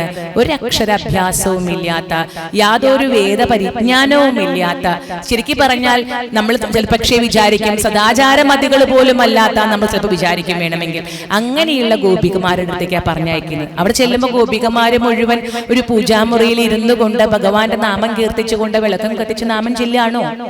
അല്ല. അവരെന്താ ചെയ്യണത്? അവര് രാവിലെ തുടങ്ങി അവരുടെ വൃത്തികൾ എന്താണോ അതെല്ലാം ചെയ്യുകയാണ്. അപ്പൊ നമ്മുടെ കർത്തവ്യങ്ങളിൽ നിന്ന് എണീറ്റ് പോയി ചെയ്യേണ്ട ഒന്നല്ല ഇത്. ആ കർത്തവ്യങ്ങളൊക്കെ ചെയ്യുമ്പോ അവരെന്ത് ചെയ്യണു? മനസ്സിന്റെ ഭാവത്തില് എല്ലാം ആർക്ക് അർപ്പിച്ചുകൊണ്ടാണ് ചെയ്യണത്? ഭഗവാൻ അർപ്പിച്ചുകൊണ്ടാണ്, ഭഗവത് സ്മരണയിലാണ് ചെയ്യണത്. അപ്പോ അങ്ങനെ വരുമ്പോഴാണ് നമ്മൾ പറയും സാധാരണ കർമ്മം എന്നത് നമ്മൾ ചെയ്യുന്ന കർമ്മങ്ങൾ അത് ഭഗവാനിലേക്ക് തിരിച്ചുകൊണ്ട് ഭഗവാനെ സ്മരിച്ചുകൊണ്ട് ചെയ്യുമ്പോൾ നമുക്കതിനെ കർമ്മയോഗം എന്ന് പറയും. യോഗം പറഞ്ഞാൽ കൂടിച്ചേരലാണ്, ഭഗവാനുമായിട്ടുള്ള കൂടിച്ചേരൽ. അപ്പൊ കർമ്മയോഗികളായി തീരുക. നമ്മുടെ എല്ലാ കർമ്മങ്ങളും ഇതം ന മമ, ഇതൊന്നും എന്റെ അല്ല ഗുരുവായൂരപ്പ. ഇനിയിപ്പോ ഞാൻ എന്തെങ്കിലും ചെയ്യുന്നുണ്ട്, ആ ചെയ്യണത് ആരും ഒന്നിപ്പിച്ചിട്ടാണ്? ഭഗവാനെ അവിടുന്നല്ലേ എന്റെ മനസ്സിലിരിക്കണേ, അങ്ങേക്ക് എന്നെ നല്ലത് ഒന്നിച്ചൂടെ എന്ന് നമ്മൾ ചോദിക്കുക ഭഗവാനോട്. ഭയഭക്തി ബഹുമാനങ്ങളല്ല ഭഗവാനോട് വേണ്ടത്, പ്രേമമാണ് വേണ്ടത്. പ്രേമമായ ആളുകളോട് നമ്മൾ എങ്ങനെയൊക്കെ കലഹിക്കുമോ, നമ്മുടെ സന്തോഷം, നമ്മുടെ സ്നേഹം കൊണ്ടാണ് അതെല്ലാം. ആ സ്നേഹഭാവത്ത് കൊണ്ട് നമുക്ക് ആ ഭഗവാൻ ഉള്ളിലിരിക്കുന്ന ആ ചൈതന്യത്തെ നമുക്ക് അതിനെ എങ്ങനെ പ്രകാശിപ്പിക്കാനായിട്ട് കഴിയും. ഇപ്പോഴും നമ്മുടെ എല്ലാവരുടെ ഉള്ളിലും ഈ ഭഗവാൻ ഉണ്ട് എന്നുള്ളതിന് ഒറ്റ ഉദാഹരണമേ ഉള്ളൂ. എന്തെങ്കിലും നമ്മൾ ചെയ്യുന്ന സമയത്ത് ഒരു ചോദ്യം മനസ്സിന് വരാറുണ്ട്, എത്ര ഫാസ്റ്റ് ആയിട്ട് ചെയ്യണമെങ്കിലും. വേണോ വേണ്ടയോ? ആ ചോദ്യത്തിനെ നമ്മൾ ചിലപ്പോൾ എന്ത് ചെയ്യണു? ഡിസ്റിഗാർഡ് ചെയ്യണം, വേണ്ട. അതിനെ മറികടക്കുമ്പോഴാണ് നമ്മൾ തെറ്റ് ചെയ്യണത്. പക്ഷെ സ്വാഭാവികമായിട്ട് ഉള്ളിൽ നിന്ന് എന്ത് വരാറുണ്ട്? വേണ്ട, അത് വേണ്ട എന്ന് വരാറുണ്ട്. പറ്റില്ല എന്ന് വിചാരിച്ച് നമ്മൾ വീണ്ടും അതിനെ മുകളിലേക്ക് പോവുകയാണ്. അപ്പൊ നമ്മുടെ സാക്ഷിയായിട്ട്, നമ്മുടെ കർമ്മങ്ങൾക്ക് സാക്ഷിയായിട്ട് നമ്മളെ ഗൈഡ് ചെയ്യുന്ന എന്തോ ഒരു ചൈതന്യം ഉള്ളിലുണ്ട് സാക്ഷീഭൂതനായിട്ട്. ആ ചൈതന്യം നമ്മളോട് ദ്യോതിപ്പിക്കാറുമുണ്ട് എന്താ ചെയ്യേണ്ടതാണ്. പക്ഷെ ചിലപ്പോൾ നമ്മൾ അതിനെ ഓവർ റൂൾ ചെയ്ത് കടന്നു പോവാന്ന് മാത്രമേ ഉള്ളൂ. അപ്പൊ ഈ രീതിയിൽ ആധ്യാത്മിക തത്വങ്ങളെ പ്രകടിപ്പിക്കുന്ന ഒരു പ്രകരണം ആണ് രാവണ മാരീച സംവാദം. രാവണൻ ദശമുഖനാണ്. സത്യം പറഞ്ഞാൽ ഏറ്റവും വലിയ ശൈവ ഭക്തനുമാണ്. രാവണന്റെ ആണ് ശരിക്കും ഒരു കൃതി. ഏറ്റവും ഇത്രയധികം പറഞ്ഞാൽ ഒരു തല കൊണ്ടല്ല 10 തലകൾ കൊണ്ട് ചിന്തിക്കാൻ പറ്റാവുന്ന ബുദ്ധിയുള്ള ആള് തന്നെയാണ് രാവണൻ. രാവണന് ഒരു വികാരം മാത്രമേ രാവണനെ പ്രയാസമാക്കി തീർത്തുള്ളൂ, അത് കാമമാണ്. കാമത്തിന് അടിമപ്പെട്ട് കഴിഞ്ഞാൽ ഒരു തല ഉണ്ടായി തന്നെ രക്ഷപ്പെടില്ല, 10 തല പറയാൻ ആവശ്യമില്ലല്ലോ. അപ്പൊ അതുകൊണ്ട് അത്ര ഉണ്ടായിട്ടും കാര്യമില്ല, ഒരു 10 തലയ്ക്കുള്ള ബുദ്ധി ഉണ്ടായിട്ടും കാര്യമില്ല. കാമത്തിന് അടിമപ്പെട്ട് കഴിഞ്ഞാൽ നാശമായിരിക്കും ഫലം എന്നത് രാവണൻ നമ്മളെ പഠിപ്പിക്കുന്നുണ്ട്. മണ്ഡോദരി രാവണനോട് ചോദിക്കുന്നുണ്ട്. മണ്ഡോദരിയും രാവണനും തമ്മിൽ ശരിക്കും പറഞ്ഞ നല്ല സ്നേഹത്തിൽ തന്നെയാണ്. രാവണന്റെ ഈ വക ചെയ്തികളൊക്കെ സഹിക്കുകയായിരുന്നു മണ്ഡോദരി. പിന്നെ സീതയോടുള്ള ഭ്രമം കാണുമ്പോ മണ്ഡോദരി ചോദിക്കുന്നുണ്ട് രാവണനോട്. എന്താ ചോദിക്കുന്നത്? അങ്ങേക്ക് എല്ലാ വേഷവും കെട്ടാൻ അറിയാം, ഈ സീതയെ ഇങ്ങോട്ട് കൊണ്ടുവന്നത് തന്നെ ഏത് വേഷം കെട്ടിയിട്ടാണ്?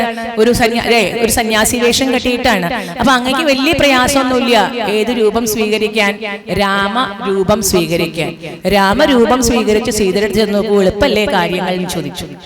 അപ്പോ മണ്ഡോദരിയോട് പറയണു, എപ്പോ ഞാൻ രാമന്റെ രൂപം സ്വീകരിക്കണോ അപ്പോ എന്നിൽ നിന്ന് എന്താ അകലും?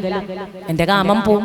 ആ രാമനാമത്തിന് തന്നെ ഇത്ര മഹത്വം ഉണ്ടെങ്കിൽ ആ രൂപത്തിന്റെ മഹത്വം നമ്മളൊന്ന് ആലോചിച്ച് നോക്കൂ. അപ്പൊ ആ രൂപം സ്വീകരിക്കുന്നതോട് കൂടി പിന്നെ എനിക്ക് എന്താ ആഗ്രഹമില്ല? ഈ കാമല്ല. അപ്പൊ രാവണൻ നശിച്ചു. ഞാൻ എന്താണ് ആഗ്രഹിക്കുന്നത്? രാവണനായിട്ട് ഇരിക്കാൻ തന്നെയാണ്. ബുദ്ധിയുണ്ട്. ആ കാമം അറിഞ്ഞുകൊണ്ട് തന്നെ, നാശം അറിഞ്ഞുകൊണ്ട് തന്നെ സ്വീകരിക്കുക. നമുക്കറിയാം വേഷത്തിന് വളരെ പ്രാധാന്യമുണ്ട്. ഇപ്പോ ഗുരുവായൂരൊക്കെ ചെന്ന് കഴിഞ്ഞാൽ കെട്ടിക്കഴിഞ്ഞാൽ അവിടെ കൃഷ്ണനാട്ടം വേഷം ഒരു വഴിപാടാണ്, ഭഗവാന്റെ വേഷം. അത് കെട്ടിക്കഴിഞ്ഞാൽ നമുക്കതൊരു ഭഗവാനായി തീരലാണ്. അപ്പൊ അതുകൊണ്ടാണ് അഷ്ടമി രോണിക്കൊക്കെ കുഞ്ഞു കുഞ്ഞു കൃഷ്ണന്മാരായിട്ടും ഗോപികമാരായിട്ടൊക്കെ നമ്മൾ വേഷം കെട്ടണം. എന്തിനാണ്? ആ ഭഗവാന്റെ ആ സ്വരൂപം നമ്മളിൽ ഉണ്ടാക്കുന്ന ആ ചൈതന്യത്തിന്റെ ആ ഒരു മഹാത്മ്യം അത് അനുഭവിക്കാനാണ്. അപ്പൊ രാവണ മാരീച സംവാദമാണ് ഇന്ന് വായിച്ചിട്ടുണ്ടായിരിക്കുക. ഇവിടെ രാവണൻ തന്റെ ഏകദേശം രാവണനെ മനസ്സിലായിട്ടുണ്ട്. ആരണ്യ പ്രവേശത്തോടു കൂടി തനിക്ക് അന്ത്യം അടുത്തിരിക്കണു. രാമന്റെ ആരണ്യക പ്രവേശത്തോടു കൂടി തനിക്ക് അന്ത്യം അടുത്തിരിക്കണമെന്നറിയാം. തന്റെ പടയൊക്കെ ഖരൻ തുടങ്ങിയുള്ള ത്രിശിരസ തുടങ്ങിയ ദൂഷണാദികളെ ഒക്കെ പറഞ്ഞയച്ചു. അങ്ങനെ ശൂർപ്പണക വന്ന ശൂർപ്പണക വിലാപം അവിടെ വന്ന് ശൂർപ്പണക ചെറുതായിട്ടൊരു ബുദ്ധി കൂടി ഉപയോഗിക്കുന്നുണ്ട്. എന്താണ് ഇതൊക്കെ? ഞാൻ അങ്ങേക്ക് എന്തിനു വേണ്ടിയിട്ടാണ് അവരുടെ അടുത്ത് ചെന്നത് വെച്ചാൽ, അങ്ങേക്ക് അവരുടെ കൂടെ സുന്ദരിയായ ഒരു തരുണിയുണ്ട്, അത് ഇതാ രാവണന്റെ പത്നിയായിട്ട് ഇരിക്കേണ്ടതാണ്, അതിനാണ് ഞാൻ ഇതൊക്കെ ചെയ്തത് എന്ന് പറഞ്ഞത് നമുക്ക് ഒരു യുക്തിയാണ്. അത് എവിടെയാണോ നമ്മുടെ ദൗർബല്യം, ആ ദൗർബല്യത്തെ ഉപയോഗിച്ചുകൊണ്ടാണ് അവിടെ ആര് സംസാരിക്കുന്നത്? ശൂർപ്പണക സംസാരിക്കുന്നത്. കാരണം എന്താ? ബാക്കിയൊന്നും പറഞ്ഞാൽ രാമനോട് എതിരിടാൻ പറഞ്ഞാൽ ഒരു പക്ഷെ ഉണ്ടാവും, പക്ഷെ എന്നാലും ഇത്രയ്ക്ക് ബലം അതിനുണ്ടാവില്ല, ഫോഴ്സ് ഉണ്ടാവില്ല. അപ്പൊ അതുകൊണ്ടാണ് രാമനെയും ലക്ഷ്മണനെയും സൂചിപ്പിക്കുന്നതിന്റെ ഒപ്പം എവിടെയാണോ ദൗർബല്യം രാവണന്റെ, അവിടെ തന്നെ ഹിറ്റ് ചെയ്തു. അല്ലെ, എന്താ പറഞ്ഞത്? അവരുടെ കൂടെ സുന്ദരിയായിട്ടുള്ള ഒരു, അല്ലെ, നമുക്ക് നിരൂപിക്കാൻ പറ്റില്ല, അത്രയും സൗന്ദര്യമുള്ളൊരു ധാമമാണ് ഒപ്പം. അതുകൊണ്ട് അവർക്ക് നിനക്ക് ഏറ്റവും ചേരും, രാവണന് ഏറ്റവും ചേരും എന്ന് പറഞ്ഞ് രാവണന്റെ മനസ്സിലേക്ക് കാമത്തെ തൊടുത്തുവിടുകയാണ് ശൂർപ്പണഖ. തൊട്ടു മുമ്പുള്ള സംഭാഷണത്തിൽ രാവണൻ പറയുന്നുണ്ട്, എന്തായാലും വിഷ്ണു രൂപത്തിൽ എനിക്ക് എന്നെ ഹനിക്കുക തന്നെ ചെയ്യും, അത് ഈശ്വരോക്തമാണ്, അല്ലെ. അതുകൊണ്ട് ഞാൻ എന്റെ വേഷം നന്നായിട്ട് ആടുക തന്നെ ചെയ്യുകയാണ്. ഉറച്ചിട്ടാണ് തന്റെ അന്ത്യത്തെ, തന്റെ നാശത്തെ അടുത്തുകൊണ്ട് തന്നെയാണ്, അല്ലെങ്കിൽ അറിഞ്ഞുകൊണ്ട് തന്നെ സ്വീകരിക്കുകയാണ് രാവണൻ ചെയ്യുന്നത്. ഏതായാലും സീതാദേവിയും അതുപോലെ ശ്രീരാമേന്ദ്രസ്വാമിയും ലക്ഷ്മണകുമാരനും കൂടി വന്നിട്ടുണ്ട്. തന്റെ പടകളെയൊക്കെ തോൽപ്പിച്ചിട്ടുണ്ട്. ഇനി തനിക്കും ശ്രീരാമേന്ദ്രസ്വാമിക്കുമുള്ള ആ ഏറ്റുമുട്ടലിന് അധികം സമയമില്ല, അധികം ദൂരമില്ല എന്ന് മനസ്സിലാക്കിയ രാവണൻ അതിനെ തിടുക്കം കൂട്ടുക തന്നെയാണ് ചെയ്യുന്നത്. രാവണൻ മാരീചന്റെ അടുത്ത് ചെല്ലുന്നു. മാരീചന് മാതുലന്റെ സ്ഥാനമാണ്, അമ്മാവന്റെ സ്ഥാനമാണ്. പറയാ താടകയുടെ മകനായിട്ടാണ്, 1000 ആനയുടെ ബലമുള്ള ആളാണ് താടക. അപ്പൊ അതിനെ വധിച്ചതാണ് ശ്രീരാമേന്ദ്രസ്വാമി. അപ്പൊ പിന്നെ പറയാനില്ലല്ലോ. മാരീചനാണെങ്കിൽ ആ കൈക്കരുത്ത് അനുഭവിച്ചിട്ടുണ്ട്. മുമ്പേ നമ്മൾ കണ്ടിട്ടുണ്ട് വിശ്വാമിത്രന്റെ യാഗരക്ഷയില് ആ യാഗത്തിൽ മുഴുവൻ, അല്ലെ, മാലിന്യങ്ങൾ വർദ്ധിച്ചുകൊണ്ടൊക്കെ മാരീച സുബാഹുക്കളായിരുന്നു. അവിടുന്ന് രാമസായകം എന്താന്ന് ശരിക്കും മനസ്സിലാക്കിയതാണ് മാരീചൻ. അതിന്റെ അമ്പേറ്റ് സമുദ്രത്തിന്റെ അടിയിൽ പോയി ഒളിച്ചിരുന്നു കൊണ്ട് രാമനെ കാണാണ്ട് ജീവിക്കുകയായിരുന്നു. പിന്നീടും അതേപോലെ തന്നെ ഇവര് ദണ്ഡകാരണ്യത്തിൽ പ്രവേശിക്കുമ്പോൾ അവിടെയും വന്ന് മാനിന്റെ രൂപത്തിലേക്ക് വന്ന് അപ്പോഴും ഇതേപോലെ തന്നെ കുറെ വിൽപ്പാട് ദൂരെ വീണു പോയതാണ്. അതിനുശേഷം ഇനി ഞാൻ രാമനോട് എതിർക്കുന്നില്ല, ആ രാമന്റെ ശക്തി അറിഞ്ഞ, അത് ഒരു ബാണരൂപത്തിലാണെങ്കിലും രാമന്റെ കയ്യിൽ നിന്നിട്ടുള്ള ആ ബാണത്തിന്റെ രുചി അറിഞ്ഞ മാരീചൻ രാമഭക്തനായി തീരുകയാണ് ചെയ്യുന്നത്. അതുകൊണ്ടാണ് മാരീച ആശ്രമം എന്നാണ് അവിടെ ഉപയോഗിച്ചിരിക്കുന്നത്. ഇതുവരെ അങ്ങനെയല്ല, മാരീചൻ ഒരു രാക്ഷസനാണ്, അല്ലെ. പക്ഷേ ഇവിടെ നമ്മൾ കാണുന്നത് മാരീച ആശ്രമത്തിൽ പ്രവേശിച്ചു എന്ന്. മാരീചൻ ധ്യാനം ചെയ്തുകൊണ്ടിരിക്കുകയാണ്, ആ രാമശബ്ദത്തെ, ആ രാമനെ സ്മരിച്ചു കൊണ്ടിരിക്കുകയാണ്. മാരീചൻ അങ്ങനെ ഒരു ഭക്തനായിട്ട് കഴിഞ്ഞുകൂടുമ്പോഴാണ് രാവണൻ അവിടെ വരുന്നത്. രാവണൻ മാരീചനെ ആ ധ്യാനത്തിൽ നിന്ന് ഉണർത്തുന്നു. അപ്പൊ തന്നെ മാരീചൻ സദ്വാക്കുകളെ കൊണ്ടാണ് അവിടെ ആ മാറ്റം ആ സംസാരത്തിലൊക്കെ ഉണ്ട്. നമ്മുടെ ഭക്തി അല്ലെങ്കിൽ ഈശ്വര അനുഗ്രഹം വരുമ്പോ നമുക്കതിന്റെ ആചാരങ്ങളിലും നമ്മുടെ സംഭാഷണങ്ങളിലും ഒക്കെ അത് പ്രതിഫലിക്കുന്നതായിട്ട് കാണാം. അത് നല്ല ഈശ്വരോന്മുഖമായിട്ടാണ് സംസാരിക്കുക. എങ്ങനെയാണ് അതിഥികളെ, എങ്ങനെയാണ് നമുക്ക് വന്ന ആളുകളെയൊക്കെ സ്വീകരിക്കുക, അത് നമ്മുടെ ആ ചേഷ്ടകൾ, ശാരീരികമായ ചേഷ്ടകളിലും ആ മാധുര്യമൂർന്ന സംഭാഷണങ്ങളിലൊക്കെ പ്രകടമാകും. ഏതായാലും രാവണനോട് പറയുന്നു, എന്താണ് വന്നത്, ഇങ്ങോട്ട് എഴുന്നള്ളിയത്, എന്നെ കൊണ്ട് എന്തെങ്കിലും കാര്യമുണ്ടെങ്കിൽ അത് നല്ലതാണെങ്കിൽ, ധർമ്മമാണെങ്കിൽ എന്നൊരു വാക്കോടെ മാരീചൻ ആദ്യമായിട്ട് പ്രയോഗിക്കേണ്ടതാണ്. മാരീചനിൽ വന്ന പ്രകടമായ മാറ്റം ധർമ്മമാണെങ്കിൽ തീർച്ചയായിട്ടും ഞാൻ അങ്ങയുടെ കൂടെ ഉണ്ടാകും, എന്ത് വേണമെങ്കിലും ചെയ്തു തരാം എന്ന് പറയുകയാണ്. അപ്പോ നല്ലത് വരുത്തുവാനുള്ളവരിൽ മുമ്പനല്ലോ എന്ന് പറയുന്നു. അതുകൊണ്ട് എനിക്ക് ഇതൊന്നും ഒരു മടിയില്ല എന്ന് പറയുകയാണ്. പിന്നെ രാവണൻ പറയുന്നു, അയോധ്യാധിപതിയായിട്ടുള്ള രാജാവ് ദശരഥൻ, അദ്ദേഹത്തിന്റെ പുത്രന്മാര് രാമലക്ഷ്മണന്മാര്, അവര് കോമളഗാത്രിയായിട്ടുള്ള ഒരു അങ്കനാരത്നവും അവരുടെ കൂടെയുണ്ട്. അവരെല്ലാവരും കൂടി ദണ്ഡകാരണ്യത്തിൽ വാഴുന്നുണ്ട്.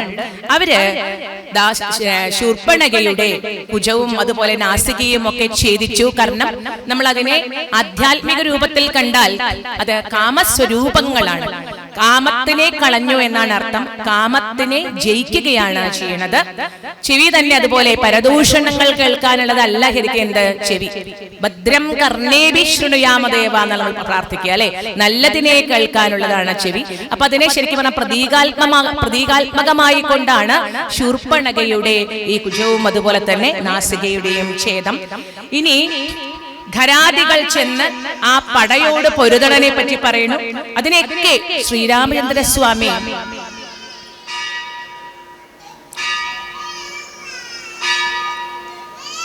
മൂന്നേ മുക്കാൽ നാഴിക കൊണ്ട് രാമൻ അതിനെയൊക്കെ എതിരിട്ടു എന്ന് പറയുന്നു. ഏതായാലും ആ ശ്രീരാമചന്ദ്രസ്വാമിയുടെ ആ ഒരു ശക്തി വിശേഷത്തെയൊക്കെ സൂചിപ്പിക്കുന്നുണ്ട്. എന്നിട്ട് മാരീചനോട് പറയണു, ഇതൊക്കെയാണെങ്കിലും ശ്രീരാമചന്ദ്രസ്വാമിയുടെ ശക്തിയൊക്കെ എനിക്ക് അറിയാം, എന്നാലും എനിക്ക് സീതയിൽ മോഹമുളവായിട്ടുണ്ട്.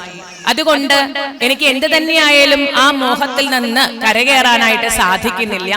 അതുകൊണ്ട് മാരീചൻ എനിക്ക് ഒരു സഹായം ചെയ്യണം.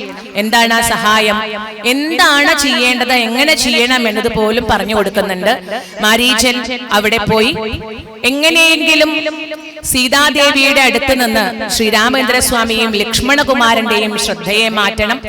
ആ ശ്രദ്ധയെ ആകർഷിച്ചുകൊണ്ട് ഒരു ദൂരത്തേക്ക് പോയി സീതാദേവിക്കും എനിക്കും തമ്മിലൊരു സമാഗമത്തിന് ഒരു സാധ്യത ഉണ്ടാക്കി തരണം. അവിടെ നിന്ന് ബലാത്കാരേണ ഞാൻ സീതാദേവിയെ എങ്ങനെയാണോ അപഹരിച്ചുകൊണ്ട്, കട്ടുകൊണ്ടുവരാൻ തന്നെ പറയാം, അപഹരിച്ചുകൊണ്ട് ലങ്കയിലേക്ക് കൊണ്ടുപോന്നോളാം, അതിനെന്നെ സഹായിക്കണമെന്ന് പറയുന്നു. ഇത് കേട്ട മാരീചൻ അതിന്റെ എല്ലാ സാധ്യതകളെയും മാറ്റുകയാണ്. ആരാണ് അങ്ങേക്ക് ഇങ്ങനെ ഒരു ദുഷ്ടബുദ്ധി ഉപദേശിച്ചത് എന്ന് ചോദിക്കുന്നു. ആദ്യം തന്നെ ആരുപദേശിച്ചാലും അത് അങ്ങയുടെ ക്ഷേമം ആഗ്രഹിക്കുന്ന ആളല്ല, ശത്രുവാണ് തീർച്ച. കാരണം ഒരു മിത്രത്തിനും രാമചന്ദ്രസ്വാമിയുടെ ഗുണവും വീര്യവും ബലവും അറിയുന്ന ആരും തന്നെ അങ്ങേക്ക് ഇത് ഉപദേശിക്കില്ല. കാരണം രാമസവിധത്തിൽ എത്തിക്കുന്നതോടുകൂടി രാവണൻ ഇല്ല. അപ്പൊ രാവണന്റെ അന്ത്യമായിരിക്കും. അങ്ങയുടെ അന്ത്യം കാണാൻ ആഗ്രഹിക്കുന്ന ആളെ അങ്ങേക്ക് ഇത് ഉപദേശിക്കൂ എന്ന് പറയാണ്. അങ്ങനെ ഇതാ മാരീചൻ കുറെ പറയുന്നു നോക്കുന്നു. ആ രാമചന്ദ്രസ്വാമിയുടെ ബാണത്തിന്റെ മുഴുവൻ വീര്യവും അനുഭവിച്ചറിഞ്ഞ ആളാണ് ഞാൻ. അതുകൊണ്ട് എനിക്ക് പ്രയാസമുണ്ട് ശ്രീരാമചന്ദ്രസ്വാമിയോട് എതിരിടാനായിട്ട്, അല്ലെങ്കിൽ അവിടെ ചെന്ന മായ കാട്ടാനായിട്ട്. മായാസ്വരൂപന്റെ മുമ്പിൽ എന്ത് മായ? അതാണ് ഇവിടെ പ്രശ്നം. ശ്രീരാമചന്ദ്രസ്വാമിയാണ് ശരിക്കും മായാസ്വരൂപൻ. മായയെ ജയിച്ച ആ മായയെ മനസ്സിലാക്കാൻ കഴിയുന്ന തന്റെ തന്നെ ശക്തിയാണ് ശരിക്കും എന്ത് മായ. എന്നിട്ട് അദ്ദേഹത്തിന്റെ മുൻപിൽ പോയിട്ട് ഈ മായാസ്വരൂപം കാട്ടുക എന്ന് പറഞ്ഞാല് എങ്ങനെ സാധിക്കുക? ഇപ്പൊ ലൗകികമായിട്ടുള്ള ഒരു ഭാഷയിൽ പറഞ്ഞാൽ ഈ മായയെ നമുക്ക് മനസ്സിലാക്കാൻ വളരെ എളുപ്പമാണ്. കഥകളി വേഷത്തില് നൃസിംഹവേഷം കെട്ടിയാടുന്ന ഒരാൾ, അദ്ദേഹത്തിന്റെ ആ വേഷവും ഭാവവും പ്രകടവും ഒക്കെ കണ്ടു കഴിഞ്ഞാൽ ഒരു പക്ഷേ കാണികൾക്ക് എന്തുണ്ടാവും? ഒരു സംഭ്രമം ഉണ്ടാവും.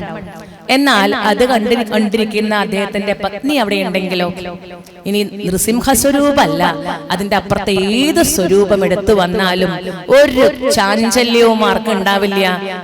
ഈ രൂപമൊക്കെ എത്ര കണ്ടതാ എന്നുള്ള ഭാവമായിരിക്കും ഉണ്ടായിരിക്കുക. കാരണം ആ സ്വരൂപത്തിന്റെ ഉള്ളിലിരിക്കുന്ന ആളെ കൃത്യമായിട്ട് ആർക്കറിയാം?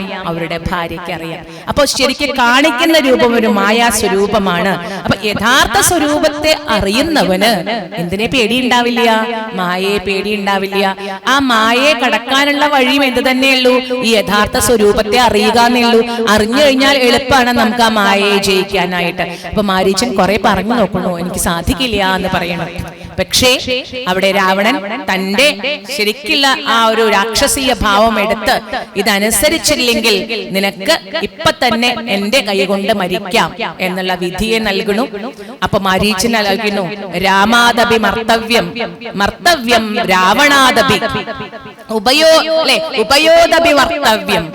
പിന്നെ ഏതാ നല്ലത്? മർത്തവ്യം അല്ലെ, രാമനെ കൊണ്ട് മർത്തവ്യം. ഇവിടെ എന്താ അർത്ഥം? രാമൻ എന്നെ കൊല്ലും കണ്ട തീർച്ചയാണ് രാമബാണം കൊണ്ട് എനിക്ക് എന്തായാലും മുമ്പിൽ പെട്ടാൽ ഇപ്രാവശ്യം രക്ഷയുണ്ടാവില്ല, എന്നെ വധിക്കും. രാവണനും എന്നെ വധിക്കും, എന്തായാലും വധിക്കും. രണ്ടിലൊന്ന് എനിക്ക് നിശ്ചയാണ് അല്ലെ, ഏതെങ്കിലും ഒരാൾ എന്നെ കൊല്ലും എന്ന് ഉറപ്പാണ്. പിന്നെ ഇപ്പൊ ഏതാണ് മോക്ഷപ്രദമായിട്ടുള്ളത്? അത് രാമബാണം തന്നെയാണ്, സംശയമില്ല. ഈ നിഷ്ഠൂരന്റെ കൈകൊണ്ട് മരിക്കുകയാണെങ്കിൽ എനിക്ക് ഇനിയും ജന്മം എടുത്തുകൊണ്ട് ഇതേപോലെയുള്ള നീച ജന്മം എടുത്തുകൊണ്ട് ഇനിയും ഈ ജന്മ ദുഃഖങ്ങളെ അനുഭവിക്കേണ്ടി വരും. അപ്പോൾ അതിനേക്കാൾ എത്രയെത്രയോ നല്ലത് ആ രാമബാണം കൊണ്ട് മരിക്കുക തന്നെ. താൻ പ്രാർത്ഥിച്ച് താൻ ഇത്ര കാലം ഉണ്ടാക്കിയ ആ തപസ്സിന്റെ ഫലമായിരിക്കാം അവസാന കാലത്ത് ആ ഭഗവാന്റെ മുഖം കണ്ടുകൊണ്ട് ആ രാമബാണത്തെ ഏറ്റുകൊണ്ട് ആ രാമന്റെ മുഖം ദർശിച്ചുകൊണ്ട് യാ അന്തേ സ്മൃതി സ ഗതി എന്നാണ് പറയാ. എന്താ അതിന്റെ അർത്ഥം? യാ അന്തേ സ്മൃതി, നമ്മള് അവസാന കാലത്ത് ആരെ സ്മരിക്കുന്നു അതാണ് നമ്മുടെ ഗതി. നമ്മൾ ഇങ്ങനെ ഓക്സിജൻ ട്യൂബും മറ്റതും മറിച്ചൊക്കെ പേടിച്ചിട്ട് മരിക്കുകയാണെങ്കിൽ നമ്മുടെ ഗതി അതാണ് എന്നർത്ഥം. അപ്പൊ നമ്മൾ ശരിക്കും എന്താ വേണ്ടത്? ഏകദേശം നമുക്ക് അറിയാം നമ്മുടെ കാലം അല്ലെ. അപ്പൊ ആ സമയത്തൊക്കെ ഭഗവാനെ ദർശിച്ചു കൊണ്ടാണെങ്കിൽ നമുക്ക് ആ ദർശനത്തിന്റെ അവസാനത്തിലും ആ ഭഗവാന്റെ സ്വരൂപം ഇങ്ങനെ കണ്ടുകൊണ്ട് മനസ്സിൽ ചിന്തിച്ചുകൊണ്ട് മരിക്കുന്ന സമയത്ത് ഒരു ഭീതിയില്ലാതെ മരിക്കാൻ കഴിയും. തക്ഷക ദംശനം കൊണ്ടാണ് പരീക്ഷിത് മഹാരാജാവ് മരിക്കുന്നത്. സത്യത്തിൽ ഭാഗവതം കേട്ടു അദ്ദേഹം. ലൗകിക ഭാഷയിൽ പറഞ്ഞിട്ട് ആളുകൾ ചോദിക്കും, എന്നിട്ടെന്താ പാമ്പ് കടിച്ചിട്ടനല്ലേ മരിച്ച്? നമ്മൾ ചോദിക്കില്ലേ? കാരണം അത് ഒഴിവാക്കാൻ പറ്റിയോ? നമ്മുടെ ആർജിതമായിട്ടുള്ള കർമ്മങ്ങളെ നമുക്ക് ഒരിക്കലും ഒഴിവാക്കാനായിട്ട് പറ്റില്ല. കർമ്മഫലം നമ്മൾ അനുഭവിച്ചേ തീരൂ. താൻ നിരന്തരം ചെയ്യുന്ന കർമ്മങ്ങൾ താൻ അനുഭവിച്ചിടുകന്നേ വരൂ അല്ലെ. തീർച്ചയായിട്ടും ആ ചത്തപാമ്പിനെ ആ മുനിയുടെ കഴുത്തിൽ തൊണ്ടിയിട്ട രാജാവിന് അപ്പോ ശാപമായിട്ട് കിട്ടിയതാണ് എന്ത്? ഒരു തക്ഷകദംശനം കൊണ്ടാണ് നിന്റെ അന്ത്യം. താൻ ചെയ്യുന്ന കർമ്മങ്ങൾ ഏതുപോലെയാണ് പറയാ? നമ്മുടെ അഡ്രസ് എഴുതിയിട്ട് ഒരു കത്ത് എഴുതി കഴിഞ്ഞാൽ അത് ആരിലേക്ക് തന്നെ എത്തും, നമ്മളെ തന്നെ തിരഞ്ഞ് നമ്മളിലേക്ക് തന്നെ എത്തും. ഇതാണ് ഏറ്റവും വലിയ ഫിലോസഫി, സനാതന ധർമ്മത്തിന്റെ ഏറ്റവും വലിയ ഫിലോസഫി അതാണ്, കർമ്മം ശുദ്ധമാക്കുക. കാരണം ഈ കർമ്മം എന്നത് നമുക്ക് തന്നെ അഡ്രസ് ചെയ്തുകൊണ്ട് എഴുതുന്ന ഒരു കത്ത് പോലെയാണ്. അത് നമ്മളെ തേടിയെത്തും. നമ്മൾ ചെയ്യുന്ന സൽക്കർമ്മങ്ങൾ സദ്ഫലമായിട്ടും ദുഷ്കർമ്മങ്ങൾ ദുഷ്ഫലമായിട്ടും ആര് തന്നെ ഉണ്ടാവുള്ളൂ അനുഭവിക്കാൻ? നമ്മൾ തന്നെ ഉണ്ടാവുള്ളൂ. നമ്മുടെ കർമ്മത്തിന്റെ ഫലം നമ്മൾ തന്നെ അനുഭവിക്കുക.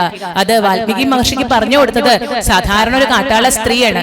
വാൽമീകി മഹർഷിയാക്കി ഉയർത്തുന്നതിന്റെ ഒരു ഭാഗം ആർക്കും അവകാശപ്പെടാവുന്നതാണ്, സപ്തഋഷികൾക്കൊപ്പം ആർക്കു കൂടി? ആ ഭാര്യയ്ക്ക് കൂടി. കാരണം പറയുന്നുണ്ട്, ഞങ്ങൾ അതിലൊന്നും ഭാഗമാക്കാവില്ല. ആർക്ക് തന്നെ അനുഭവിക്കാൻ പറ്റുള്ളൂ? അങ്ങേക്ക് തന്നെ അനുഭവിക്കാനായിട്ട് പറ്റുള്ളൂ. അപ്പൊ ആ കർമ്മം ശുദ്ധമാക്കുക എന്നത് പ്രധാനമാണ്. അപ്പൊ അതുകൊണ്ട് സൽകർമ്മികളായിട്ട് തീരുക. കർമ്മം ശുദ്ധമാക്കണമെങ്കിൽ നമ്മൾ എന്ത് ചെയ്യണം? ഭഗവാനെ സ്മരിക്കണം, ഈശ്വര ചിന്ത വരണം. ഭക്തി എന്നത് എന്തല്ല, നമ്മളിപ്പോ അമ്പലത്തിൽ വരുന്നുണ്ട്, വഴിപാട് കഴിക്കുന്നുണ്ട്, ഭഗവതിയെ തൊഴുന്നുണ്ട്, ഇതൊക്കെ ഭക്തിയുടെ ഒരു വശം തന്നെയാണ്. പക്ഷെ ഇതുകൊണ്ട് ഉണ്ടാവേണ്ട വേറൊന്നുണ്ട്. ഈ അമ്പലത്തിൽ ദർശിച്ചിട്ട് നമ്മുടെ മനസ്സിൽ ഒരു മാറ്റവുമില്ലെങ്കിൽ ഈ ദർശനം കൊണ്ട് ഒരു പുണ്യവും നമ്മൾ നേടിയില്ല. ആ ദിവസം വേസ്റ്റ്. എന്താ കാരണം? ഭഗവാന്റെ ചൈതന്യത്തെ ദർശിച്ചാൽ മാറ്റം വരണം. ആ മാറ്റം എന്തിലായിരിക്കണം? നമ്മൾ കഴിഞ്ഞ പ്രാവശ്യം വന്നുപോയ ആളല്ല. നമ്മുടെ ക്രോധത്തെ കുറച്ച് നിയന്ത്രിക്കാൻ പറ്റുന്നുണ്ട്. നമുക്ക് കുറച്ചും കൂടിയും കാരുണ്യം പ്രകടിപ്പിക്കാൻ സാധിക്കുന്നുണ്ട്. നമ്മുടെ വാക്കുകളിലെ ക്രൗര്യം കുറച്ചുകൂടി കുറയ്ക്കാൻ സാധിക്കുന്നുണ്ട്. അങ്ങനെ നന്മയുടെ ആ ഒരു എടുക്കുമ്പോൾ നമ്മൾ കുറേശ്ശെ എന്തായിട്ട് മാറുന്നുണ്ട്? ഈ ദർശനത്തിന്റെയും ഈ പുരാണ ഇതിഹാസങ്ങളൊക്കെ വായിക്കുന്നതിന്റെയൊക്കെ ഫലം നമ്മുടെ പെരുമാറ്റത്തിന് എപ്പോൾ സ്പർശിക്കാൻ തുടങ്ങണോ അന്നേ ക്ഷേത്ര ദർശനം കൊണ്ട് എന്തുണ്ടാവുള്ളൂ? ഫലം ഉണ്ടാവുള്ളൂ. കാരണം ഇതൊക്കെ അൾട്ടിമേറ്റ്ലി എന്തിനാണ്? നമ്മുടെ മനസ്സിനെ ശുദ്ധീകരിക്കാനാണ്, പവിത്രീകരിക്കാനാണ്. അമ്പല ദർശനം, തീർത്ഥ സ്നാനം, ഇതൊക്കെ എന്തിനാണ്? നമ്മുടെ മനസ്സിനെ ശരിക്കും ശുദ്ധീകരിക്കാനായിട്ടാണ്. ഇപ്പൊ ബദരിയിലൊക്കെ പോയി എന്ന് പറഞ്ഞല്ലോ, ഈശ്വരാനുഗ്രഹം കൊണ്ട് മാത്രമേ നമുക്ക് അവിടെ എത്തിപ്പെടാൻ സാധിക്കൂ. അവിടെ എത്തുക എന്ന് എന്നത് നമ്മുടെ ഒരു മുജ്ജന്മ സുകൃതമാണ്. പക്ഷെ അവിടെ വെച്ച് നമ്മളെ പഠിപ്പിക്കുന്ന ഒരു പാഠമുണ്ട്. കാരണം ഞങ്ങൾക്ക് 2 ദിവസം അവിടെ തങ്ങേണ്ടി വന്നു. വലിയൊരു പാറക്കല്ല് വീണ് അവിടെ ബ്ലോക്കായിട്ട് അവിടെ ഒരു ട്രാൻസ്പോർട്ടും ഉണ്ടായിരുന്നില്ല, കടത്തി വിടുന്നുണ്ടായിരുന്നില്ല.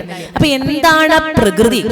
ആ പ്രകൃതി ശക്തിക്ക് മുമ്പിൽ മനുഷ്യൻ എത്ര നിസ്സാരക്കാരനാണ്. നമ്മൾ വിചാരിക്കുകയാണ് വലിയ ആളാണ്, അങ്ങനെയാണ് ഇങ്ങനെ. ആ അഹന്തയെ മുഴുവൻ തച്ചുടച്ച് ഒന്നുമല്ല, ഈ പ്രകൃതിയിലെ ഏതെങ്കിലും പഞ്ചഭൂതാത്മകമായ എന്തെങ്കിലും ഒന്ന് കോപിച്ചാൽ വളരെ നിസ്സഹായനായിട്ട് നോക്കി നിൽക്കാവുന്ന വെറും ഒരു തൃണം എന്നാ പിടിച്ചു നിൽക്കും കാറ്റെങ്കിലും, അല്ലെ? പുല്ല് പോലും വലിയ കാറ്റ് പിടിച്ചു നിൽക്കും. പക്ഷെ നമുക്ക് അതിന് പോലും സാധിക്കാതെ അടിതെറ്റി വീഴുന്ന വെറും നിസ്സാരക്കാരനാണ് ശരിക്കും എന്ത് മനുഷ്യൻ. പക്ഷെ അവനിൽ എന്തുണ്ട്? വളരെ തേജസ്സുറ്റ ഒരു ബലമുണ്ട്. അതിനെ അറിഞ്ഞാൽ ഇതിനൊക്കെ ജയിക്കാനായിട്ട് പറ്റും. പക്ഷെ പലപ്പോഴും നമ്മൾ എന്താ ചെയ്യുക? അഹങ്കരിക്കുകയാണ് ചെയ്യുക. ഞാൻ അവിടെ പോയി, ഞാൻ ഇത് കീഴടക്കി, അല്ലെ? നമ്മൾ നമ്മുടെ ഒരു പേരെഴുതി ഒരു കൊടി സ്ഥാപിച്ചു പോരുകയാണ്. പ്രകൃതിയെ കീഴടക്കി എന്ന് നമ്മൾ പറയാം. കീഴടക്കേണ്ടതല്ല ശരിക്കും പ്രകൃതി. എന്താണ് ശരിക്കും നമ്മൾ അവിടെ ചെയ്യണത്? വന്ദിക്കേണ്ടതാണ്. നമ്മളുടെ സംസ്കാരം നമ്മളെ പഠിപ്പിച്ചത് അതാണ്, അല്ലെ? ഈശ്വരൻ നമുക്ക് കാണാവുന്ന ദൃശ്യമായിട്ടുള്ള ഈശ്വരനാണ് ഈ പ്രപഞ്ചം, അല്ലെ? ഭഗവാന്റെ ചൈതന്യം വിരാട് സ്വരൂപമാണ് പ്രപഞ്ചം. അതുകൊണ്ടാണ് നമ്മൾ സൂര്യനെ ഉപാസിക്കുന്നത്, വൃക്ഷത്തെ അരയാലിനെ ഉപാസിക്കുന്നത്, ബാക്കി ജീവികളെ പ്രാണികളെ ഒക്കെ ഉപാസിക്കുന്നത്. കാരണം എല്ലാവരിലും നിലകൊള്ളുന്നത് ഭഗവാന്റെ ഈ ചൈതന്യമാണ്. വിരാട് സ്വരൂപം എന്ന് പറയുന്നത് ഭഗവാന്റെ ഈ സ്വരൂപമാണ്. ഭഗവാൻ അല്ലാതെ ഈ പ്രപഞ്ചത്തിൽ ഒന്നുമില്ല, ഭഗവാനേ ഉള്ളൂ. കാരണം ആദ്യമുള്ളതും പിന്നെ നിലനിൽക്കുന്നതും അന്തമില്ലാത്തതുമായ ഒരു ശക്തി ഭഗവാനേ ഉള്ളൂ. അപ്പൊ അതുകൊണ്ട് ഇവിടെ ആ മരീചൻ വിചാരിക്കുകയാണ്, സന്തോഷമായിട്ട് വിചാരിക്കുന്നു. കാരണം എന്താ? ആ ഭഗവാന്റെ മുഖം എത്ര കുറച്ചു പേർക്കേ സാധിച്ചിട്ടുള്ളൂ എന്ന് ആലോചിക്കൂ. ഭീഷ്മ പിതാമഹര് അദ്ദേഹം അങ്ങനെയാണ്. ഭഗവാനും എന്ത് ചെയ്യുന്നു? ഭീഷ്മ പിതാമഹർക്ക് തന്റെ ദർശനം കൊടുത്തുകൊണ്ട് ആ ഇഹലോകവാസം വെടിയട്ടെ എന്ന് ആഗ്രഹിച്ചുകൊണ്ടാണ് ഈ പാണ്ഡവന്മാരെയൊക്കെ ധർമ്മപുത്രയൊക്കെ കൂട്ടിക്കൊണ്ടുവന്ന് എന്ത് അവിടെ ഉപദേശിക്കുന്നത്?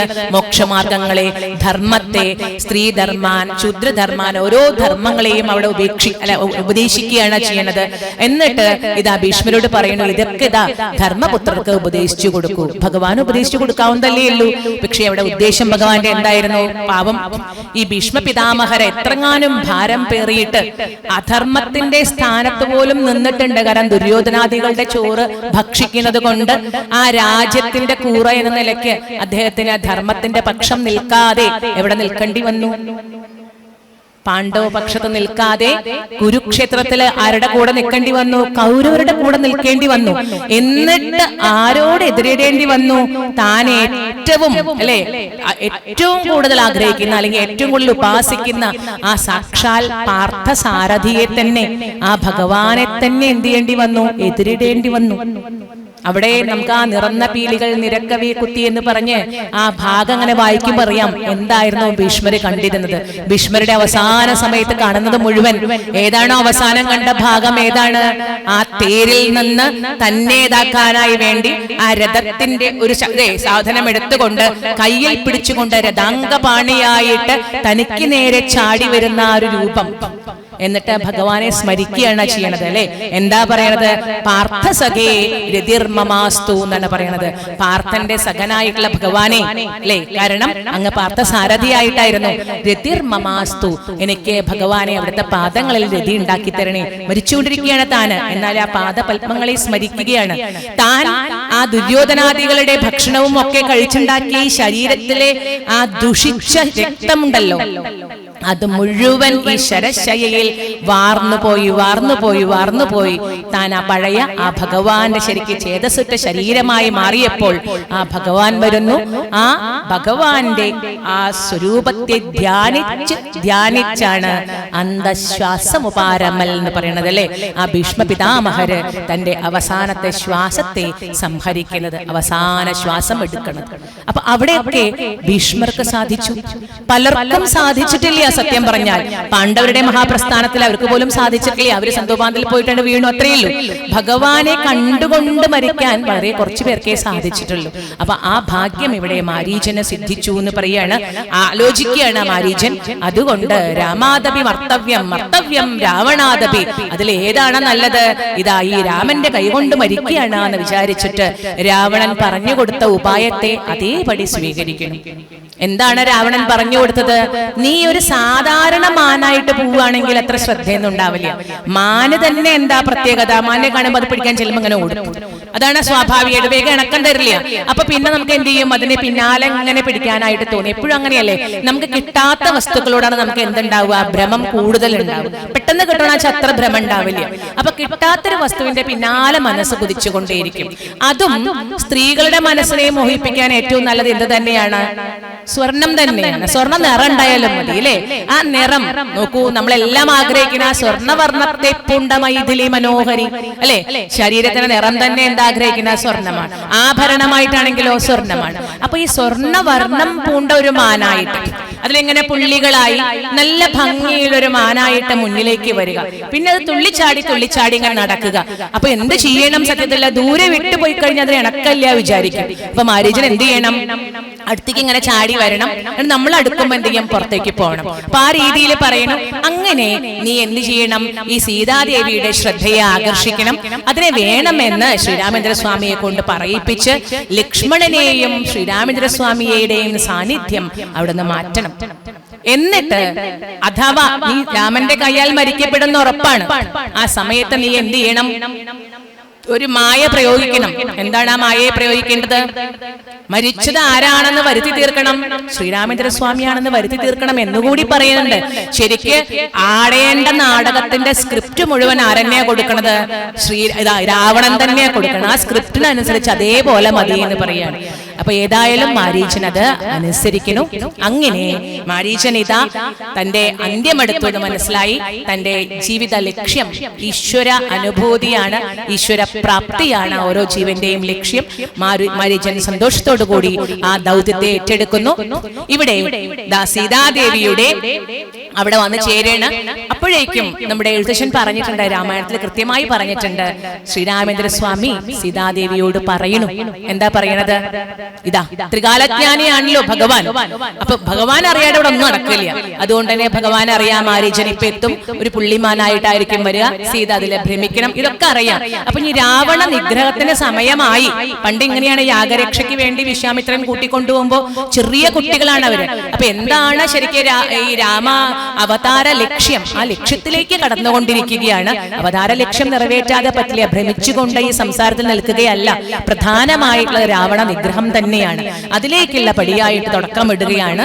അതുകൊണ്ട് ശ്രീരാമചന്ദ്രസ്വാമി പറയുന്നു, സീതെ, നമ്മുടെ ലക്ഷ്യം എന്താന്ന് നമുക്ക് അറിയാമല്ലോ.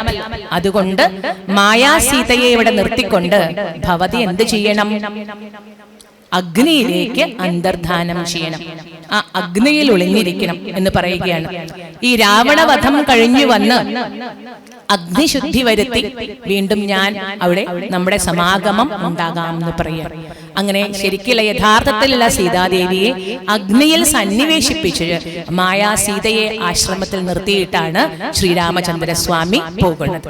അതുകൊണ്ട് തന്നെയാണ് ഇത് രാവണവധം കഴിഞ്ഞു കൊണ്ടുവരുമ്പോ സീതാദേവിയെ എന്ത് തന്നെ ചെയ്യണത്? അഗ്നി പ്രവേശിപ്പിച്ച് അഗ്നിയിൽ നിന്ന് ശരിക്കുള്ള ബ്രഹ്മവിദ്യയാകുന്ന ആ അല്ലെ ശരിക്കും സീതാദേവി നമ്മളിലേക്ക് തിരിച്ചു വരികയാണ് ചെയ്യണത്. ഇതിനൊക്കെ ആധ്യാത്മിക തലത്തിൽ വിവക്ഷിക്കാം, വെറും കഥാരൂപമായിട്ടല്ലാതെ തന്നെയായിട്ട്. അപ്പൊ അതിൽ ശരിക്കും ബ്രഹ്മവിദ്യ തന്നെയാണ് എന്റെ സീതാദേവി. ഒരു സാധകനായിട്ടാണ് ശ്രീരാമചന്ദ്രസ്വാമി എങ്ങനെയാണ് തന്റെ സാധകന്റെ അവസാനത്തിൽ ആ ബ്രഹ്മവിദ്യയെ പ്രാപ്തമാക്കുന്നത്? ബ്രഹ്മവിദ്യയെ പ്രാപിച്ചു കഴിഞ്ഞാൽ പിന്നെ രണ്ട് എന്നില്ല, എന്ത് തന്നെയുള്ളൂ? ഒന്നേ ഉള്ളൂ. ഒന്ന് എന്നുള്ളിടത്താണ് സീതാപരിത്യാഗം. ശരിക്കും പറഞ്ഞ ആര് തന്നെയാണ്? തത്വം അസി എന്ന രീതിയിൽ, അഹം ബ്രഹ്മാസ്മി എന്ന രീതിയിൽ താൻ തന്നെയാണ് എന്നുള്ള ആ തത്വത്തെ പ്രകടിപ്പിക്കുന്ന യോഗികൾക്ക് വേണമെങ്കിൽ ആ രീതിയിൽ രാമായണത്തെ വിവക്ഷിക്കാം. ലൗകിക താന്ത്രികർക്ക് വേണമെങ്കിൽ ഇങ്ങനെ വിവക്ഷിക്കാം, ഏത് തരത്തിലായാലും ഭഗവാനിലേക്ക് എത്തിച്ചേരുക എന്നുള്ള ആ വലിയ ഒരു തത്വമാണ് രാമായണം. അതുകൊണ്ട് മായാ സീതയെ അവിടെ നിർത്തി, ആശ്രമ പരിസരത്തിൽ നിർത്തി, മാരീചൻ എങ്ങനെയാണോ ആവശ്യപ്പെട്ടത് അതേപോലെ ഒരു പുള്ളിമാനായി സീതയുടെ ശ്രദ്ധയെ ആകർഷിക്കുന്നു. പഴയ കാലങ്ങളിലൊക്കെ ഇത് പഠിക്കാനുണ്ടായിരുന്നു അല്ലേ? ഭർത്താവേ കണ്ടീലയോ കനകമയ മൃഗമെത്രയും ചിത്രം ചിത്രം രത്നഭൂഷിതമിതം പേടിയില്ലതിനേതും എത്രയും അടുത്തു വന്നിടുന്നു മരുക്കമുണ്ടെത്രയുമെന്നു തോന്നും കളിപ്പാനതി സുഖമുണ്ടിതു നമുക്കിന്നു വിളിച്ചിടുക വരുമെന്നു തോന്നുന്നു നൂനം എന്ന് പറഞ്ഞ് ഇതാ ഇതിനെ കൊണ്ടുപോക്കൂ. കനകമൃഗമാണ്, സ്വർണവർണ്ണം കൊണ്ടുള്ള ഒരു മൃഗം. എന്തൊരു ഭംഗിയാണ്, രത്നഭൂഷിതമാണ്, നല്ല മെരുക്കമുണ്ട് അതിനെ എനിക്ക് പിടിച്ചു തരുമോ ചോദിക്കുകയാണ്. പാവം സീതാദേവി ചെറിയ കുട്ടിയാകുമ്പോൾ ശരിക്കും അന്തഃപുരത്തിൽ വസിക്കേണ്ടത് കാനനവാസം തെരഞ്ഞെടുത്തതാണ് അല്ലെ? അപ്പൊ ഇനി മായയാണെങ്കിലും മായയിൽ രമിച്ചുകൊണ്ട് ഒരു ഗാർഹസ്ഥ്യം എങ്ങനെയാണെന്നുള്ളതാണ്. അപ്പൊ അതുകൊണ്ട് സീതാദേവി എത്ര വലിയൊരു ത്യാഗമാണ് ചെയ്തത്. അതുകൊണ്ട് സീതയ്ക്ക് ഭ്രമം തോന്നിക്കുന്ന ഒരു മാനിനെ പിടിപ്പിച്ചു കൊടുക്കാൻ രാമന് ഒരു പ്രയാസം ഉണ്ടായില്ല. രാമൻ പറയണൊക്കെ ചെയ്യുന്നുണ്ട്, എന്തായാലും അതിന്റെ പുറകെ പോണ്ടാന്നൊക്കെ. പക്ഷെ സീതാദേവിക്ക് അതിനെ കിട്ടണം എന്നുള്ള ആഗ്രഹമാകുന്നു. അതുകൊണ്ട് മൈഥിലിയുടെ വാക്യം കേട്ട് ശ്രീരാമചന്ദ്ര സ്വാമി ആ പുള്ളിമാനെ പിടിക്കാനായിട്ട് പുറപ്പെടുന്നു. പക്ഷെ അതേ സമയത്ത് കാനനത്തിലാണ്. അതുകൊണ്ട് ലക്ഷ്മണകുമാരനോട് പറയുന്നു, യാദുദാനന്മാരൊക്കെ ഇവിടെ രാക്ഷസന്മാരൊക്കെ ഉണ്ടാവും, സീതയ്ക്ക് കാട് നമുക്ക് പരിചയമില്ല, അതുകൊണ്ട് തന്നെ വളരെ വലിയ രാക്ഷസ പ്രവരന്മാരൊക്കെ ഉണ്ടാവും, മൃഗങ്ങൾ ദുഷ്ടമൃഗങ്ങൾ ഉണ്ടാവും, ആപത്തുണ്ടാവും. അതുകൊണ്ട് ലക്ഷ്മണ നീ കാത്തോളണം സീതയെ എന്ന് പറഞ്ഞ് സീതയ്ക്ക് കാവലായിട്ട് ലക്ഷ്മണനെ ഏൽപ്പിച്ചുകൊണ്ട് നോക്കാനായിട്ട് ഏൽപ്പിച്ചുകൊണ്ട് ശ്രീരാമചന്ദ്ര സ്വാമി ആ പുള്ളിമാനെ തേടി പോകുന്നു. അവിടെ വെച്ച് മാരീചന്റെ ശരിക്കുള്ള കളിപ്പിക്കലാണ്. എങ്ങനെയൊക്കെയാണോ രാമനെ കളിപ്പിക്കാനായിട്ട് പറ്റുക, ആദ്യം ആശ്രമ പരിസരത്ത് നിന്നുകൊണ്ട് ശ്രദ്ധയെ ആകർഷിച്ച് ചെല്ലാനായിട്ട് പിടിക്കാനായിട്ട് ചെല്ലുമ്പോൾ ദൂരേക്ക് ഓടുക, പിന്നെ അത് പോയെന്ന് വിചാരിക്കുമ്പോൾ വീണ്ടും അടുത്തേക്ക് വരിക, അങ്ങനെ കൗതുകമുണ്ടാക്കി ആ ശ്രീരാമചന്ദ്ര സ്വാമിയെ കുറെ അകലേക്ക് കൊണ്ടുപോകുന്നു. കുറെ കഴിയുമ്പോൾ ആ മാരീചനെ കാണാതെയാകുന്നു, മൃഗത്തെ കാണാതെയാകുന്നു. അങ്ങനെ ആ മാനിനെ ലക്ഷ്യം വെച്ച് ശ്രീരാമചന്ദ്ര സ്വാമിയുടെ സായകം ആ മാരീചന്റെ ജീവനെ എടുക്കുന്നു. വളരെ ശരിക്കും പറഞ്ഞാൽ അവിടെ സായുജ്യമാണ് വരുന്നത്. എന്നാലും രാവണ നിർദ്ദേശപ്രകാരം മാരീചൻ അവസാനത്തില് ഇതാ ആരെ തന്നെ വിളിച്ച് കരയുകയാണ്, ലക്ഷ്മണകുമാരനെ സീതയൊക്കെ വിളിച്ച് മമ ഭ്രാതാവേ സഹോദര എന്നൊക്കെ പറഞ്ഞുകൊണ്ട് ഇതാ എന്റെ ജീവൻ പോണു എന്ന രീതിയിൽ ശ്രീരാമചന്ദ്ര സ്വാമി കരയുന്ന പോലെ ഒരു വിലാപം അവിടെ ഉണ്ടാവുകയാണ്. ഇത് കേൾക്കുന്ന സീതാദേവി ശരിക്കും സങ്കടപ്പെടുന്നു. സീതാദേവി ലക്ഷ്മണകുമാരനോട് പറയണോ, കേൾക്കുന്നില്ലേ, അതാ എന്റെ ആര്യപുത്രന്റെ ശബ്ദമാണത്. എന്തായാലും ആ പൊന്മാൻ ചിലപ്പോ ഒരു പക്ഷേ രാക്ഷസനായിരിക്കാം, എന്റെ ആര്യപുത്രനെ വധിച്ചിട്ടുണ്ടായിരിക്കാം, ഇതാ കരയണു എന്ന് പറയാണ്. അവിടെ ലക്ഷ്മണകുമാരൻ പറയുന്നുണ്ട്, സീതാദേവിയോട് പറയണം, ഒരിക്കലും ഒരു ആർത്തനാദം ആ വീരനായിട്ടുള്ള രാമശബ്ദം അല്ലെങ്കിൽ രാമകുമാരനിൽ നിന്ന് വരില്ല. ശ്രീരാമചന്ദ്ര സ്വാമിയുടെ ബലത്തെ അറിയുന്നവനായി ഇങ്ങനത്തെ ഒരു ആശങ്ക തന്നെ ഉണ്ടാവില്ല. ഭവതി തെറ്റിദ്ധരിച്ചിരിക്കുകയാണ്. ഇവരൊക്കെ മായാവീരന്മാരാണ്, ചതിപ്രയോഗമാണ് രാക്ഷസന്മാരുടെ കൈമുതൽ.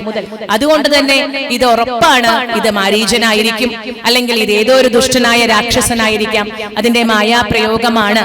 ഭവതി ഒട്ടും ദുഃഖിക്കേണ്ട, അടുത്ത് തന്നെ ആര്യപുത്രൻ വരുന്നതാണ്. അതാ ശ്രീരാമചന്ദ്ര സ്വാമി എന്റെ ജ്യേഷ്ഠൻ ഇപ്പൊ തന്നെ വരും ആ നിഗ്രഹം കഴിഞ്ഞിട്ട് എന്ന് പറയാണ്. പക്ഷെ അവിടെ വെച്ച സീതാദേവി അത് വിശ്വസിക്കാൻ കൂട്ടാക്കുന്നില്ല. ഇതൊക്കെ ഒരു നമ്മൾ പറയില്ലേ, സാധാരണ ഭഗവാന്റെ ഒരു നാട്യമാണ്, ഭഗവാന്റെ ഒരു ലീലയാണ്, അവതാര ഉദ്ദേശത്തിലേക്കുള്ള ഒരു ലീലയായിട്ടാണ് നമ്മളിത് കാണേണ്ടത്. അവിടെ വെച്ച് സീതാദേവി വളരെ കഠോരമായ വാക്കുകളെ കൊണ്ട് ലക്ഷ്മണകുമാരനോട് സംസാരിക്കുന്നു. അതാണ് ഏറ്റവും വലിയ ഒരു ടേണിംഗ് പോയിന്റ് എന്ന് പറയാം രാമായണത്തിലെ.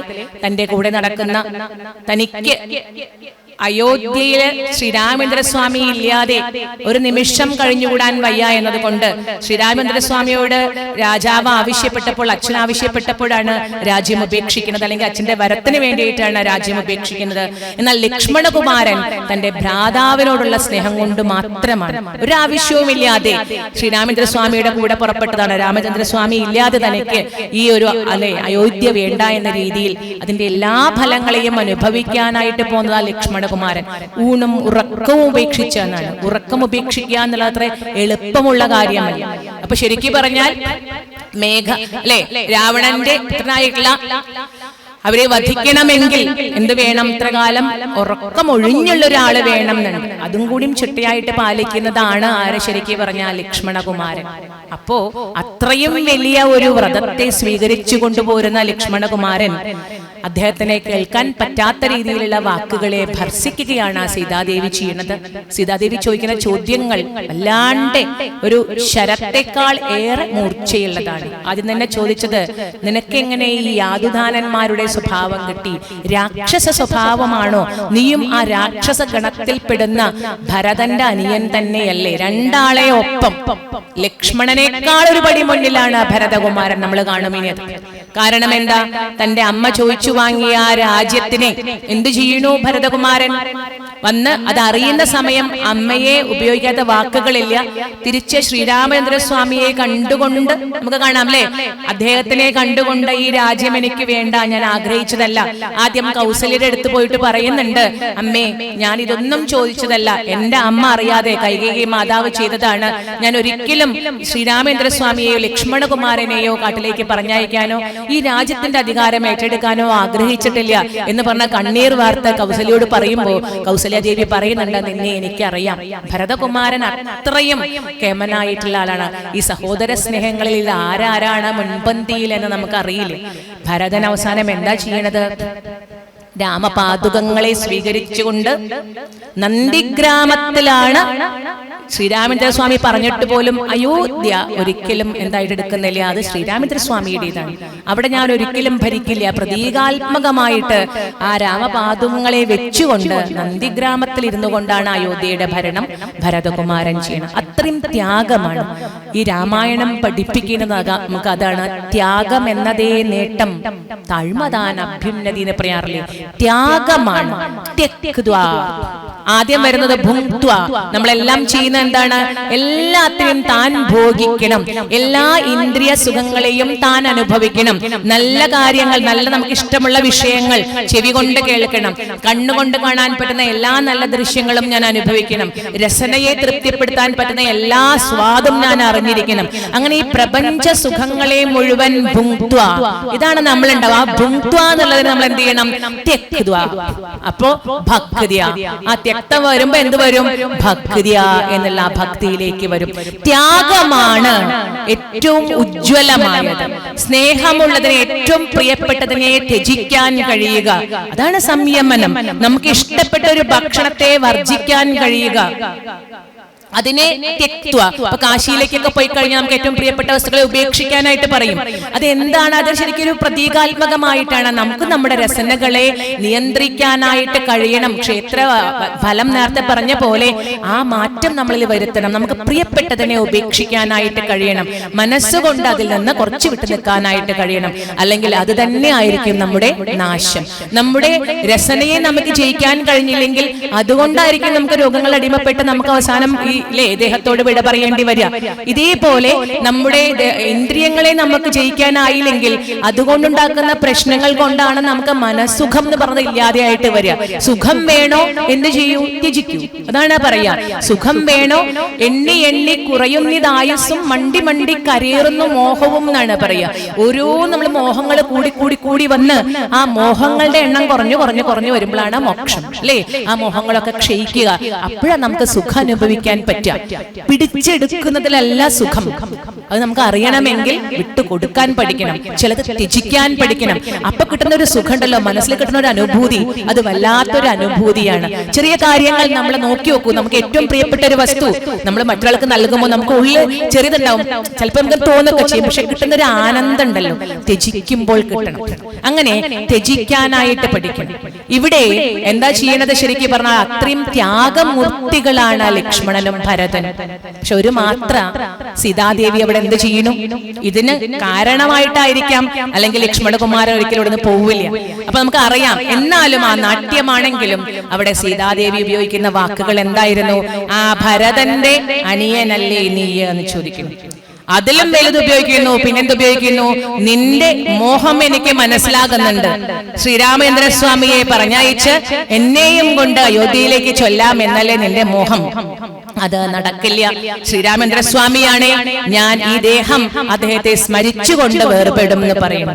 സീതാദേവി അവിടെ തന്റെ ദുഃഖം ഒക്കെ പറഞ്ഞെങ്കിലും, ആ ഒരു ക്രോധം വന്നുകൊണ്ട് പറഞ്ഞെങ്കിലും, ആ ശ്രീരാമചന്ദ്രസ്വാമിയുടെ വിയോഗം അല്ലെങ്കിൽ ആ കുറച്ചു നേരത്തേക്കുള്ള വിരഹമാണ് അവർക്ക് വിഷമമായി തീർന്നതെങ്കിലും ക്രോധം നമുക്ക് പലപ്പോഴും ബുദ്ധിയെ ഇല്ലാണ്ടാക്കി തീർക്കും. അപ്പൊ നമ്മൾ ഉപയോഗിക്കുന്ന വാക്കുകൾക്ക് നമ്മൾ തന്നെ പിന്നെ എന്ത് ചെയ്യേണ്ടി വരും? അവസാനം നമ്മൾ പറഞ്ഞല്ലോ, നമ്മൾ ചെയ്യുന്ന എല്ലാത്തിനും നമ്മൾ തന്നെ അക്കൗണ്ടബിലിറ്റി ഉണ്ട് നമുക്ക്, അല്ലെ? അപ്പൊ അതുപോലെ ഇവിടെ ഈ വാക്കുകൾക്കുള്ള ഫലം ആരനുഭവിക്കേണ്ടി വരുന്നു? സീതാദേവി അനുഭവിക്കേണ്ടി വരുന്നു. അവിടെ ഉപയോഗിച്ച വാക്കതാണ്. ചെവി പൊത്തി നിൽക്കുകയാണ് ലക്ഷ്മണകുമാരൻ. നമുക്കറിയാം ലക്ഷ്മണകുമാരന്റെ ആ മനോനൈർമല്യം പിന്നീട് കാണാം നമുക്ക്. സീതാദേവിയുടെ ആഭരണങ്ങളെ കാണിക്കുമ്പോൾ എന്ത് മാത്രമേ തിരിച്ചറിയാനായിട്ട് കഴിയുന്നുള്ളൂ ലക്ഷ്മണകുമാരന്. രാവിലെ ചെന്ന് എന്ത് ചെയ്യും? സീതാദേവിയെ, ജ്യേഷ്ഠത്തിയെ അമ്മയായി കണ്ടുകൊണ്ട് തന്നെ. കാരണം ആരാണ് ശരിക്കും പറഞ്ഞാൽ? സുമിത്രാതനയനാണ്. ആ സുമിത്രാദേവി ഉപദേശിച്ച വാക്കുകൾ നമുക്കറിയാം, അല്ലെ? അപ്പൊ ആ സുമിത്രാദേവിയുടെ കുട്ടിയാണ്.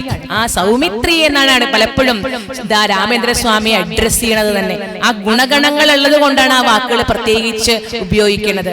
ആ രാവിലെ ചെന്ന് നമസ്കരിക്കുന്ന പാദങ്ങളാണ്. അമ്മയുടെ പാദങ്ങൾ പോലെ നമസ്കരിക്കുമ്പോൾ ആകെ കണ്ടിരിക്കുന്നത് പാദങ്ങളിൽ അണിയുന്ന ആഭരണങ്ങൾ മാത്രമാണ്. അപ്പൊ ആ സങ്കല്പമാണ് അവിടെ. ആ അദ്ദേഹത്തിനോടാണ് പരുഷമായ ഇത്തരം വാക്കുകൾ സീതാദേവി ഉപയോഗിക്കുന്നത്. അവിടെ വിളിക്കുന്നുണ്ട്, അല്ലെ? വിനാശകാലേ വിപരീത ബുദ്ധി. അതായത് ഏറ്റവും വിഷമം പിടിക്കുന്ന അവസ്ഥയാണ് അങ്ങക്ക് ഇപ്പോൾ, അല്ലെങ്കിൽ ഭവതിക്ക് ഇപ്പോൾ. അതുകൊണ്ടാണ് ഇങ്ങനെയൊക്കെ പറയാൻ തോന്നുന്നത്. എനിക്കറിയാം അത് ശ്രീരാമചന്ദ്രസ്വാമി അല്ല, എന്നാലും ഞാൻ ഈ വാക്കിനെ മാനിച്ച് ഇവിടുന്ന് പോവുകയാണ്. അങ്ങ് നോക്കാനായിട്ട് എന്നെ ഏൽപ്പിച്ചതാണ്, അല്ലെ? ആ കർത്തവ്യത്തിൽ നിന്ന് ഞാൻ എനിക്ക് കർത്തവ്യം ചെയ്യാൻ പറ്റാണ്ടേ ആവുകയാണ്. ഒപ്പം തന്നെ പറയണോ, വനദേവതന്മാരെ നിങ്ങൾ ഇതാ കാത്തുകൊള്ളൂ, അല്ലെ? ഈ മനുവംശത്തിന്റെ അധിപതിയായിട്ടുള്ള ആ ഭഗവാന്റെ ധർമ്മപത്നിയെ ആര് തന്നെ കാത്തുകൊള്ളൂ എന്ന് പറയാണ്. വനദേവതമാരെ നിങ്ങൾ കാത്തുകൊള്ളൂ എന്ന് പറഞ്ഞ് ലക്ഷ്മണകുമാരൻ അവിടെ നിന്ന് പോവുകയാണ്. നമ്മൾ പറയാണ് ലക്ഷ്മിർ വസതി ജിഹ്വാഗ്രേ. ആരാണ് ജിഹ്വത്തിന്റെ അഗ്രത്തിൽ വസിക്കുന്നത്? ലക്ഷ്മി ദേവിയാണ്. ലക്ഷ്മിർ വസതി ജിഹ്വാഗ്രേ. ജിഹ്വാഗ്രേ മിത്രബാന്ധവ.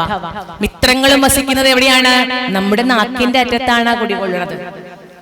ജിഹ്വാഗ്രേ ബന്ധനം പ്രാപ്തം ജിഹ്വാഗ്രേ മരണം ധ്രുവം എന്നാണ് പറയാ.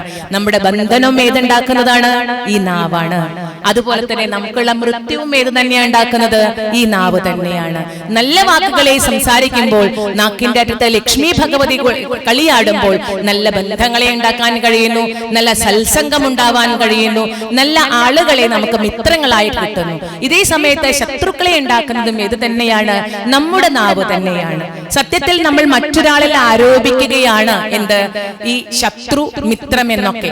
ഇത് ആരുണ്ടാക്കുന്ന? നേരത്തെ പറഞ്ഞ പോലെ സുഖം ദുഃഖം ഉണ്ടാക്കുന്നത് മനസ്സാണെങ്കിൽ ശത്രുവിനെയും മിത്രത്തിനെയും ഉണ്ടാക്കുന്നതും ആര് തന്നെയാണ്?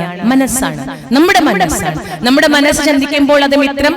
ആ മിത്രം കുറച്ചു കഴിഞ്ഞാൽ ചിലപ്പോൾ നമുക്ക് എന്തായിട്ട് മാറും? ശത്രുവായിട്ട് മാറും. പിന്നെ ശത്രു എന്തിനായിട്ട് മാറും? മിത്രമായിട്ട് മാറും. അപ്പൊ ആ ആളല്ല പ്രശ്നം എന്ന് ഉറപ്പല്ലേ?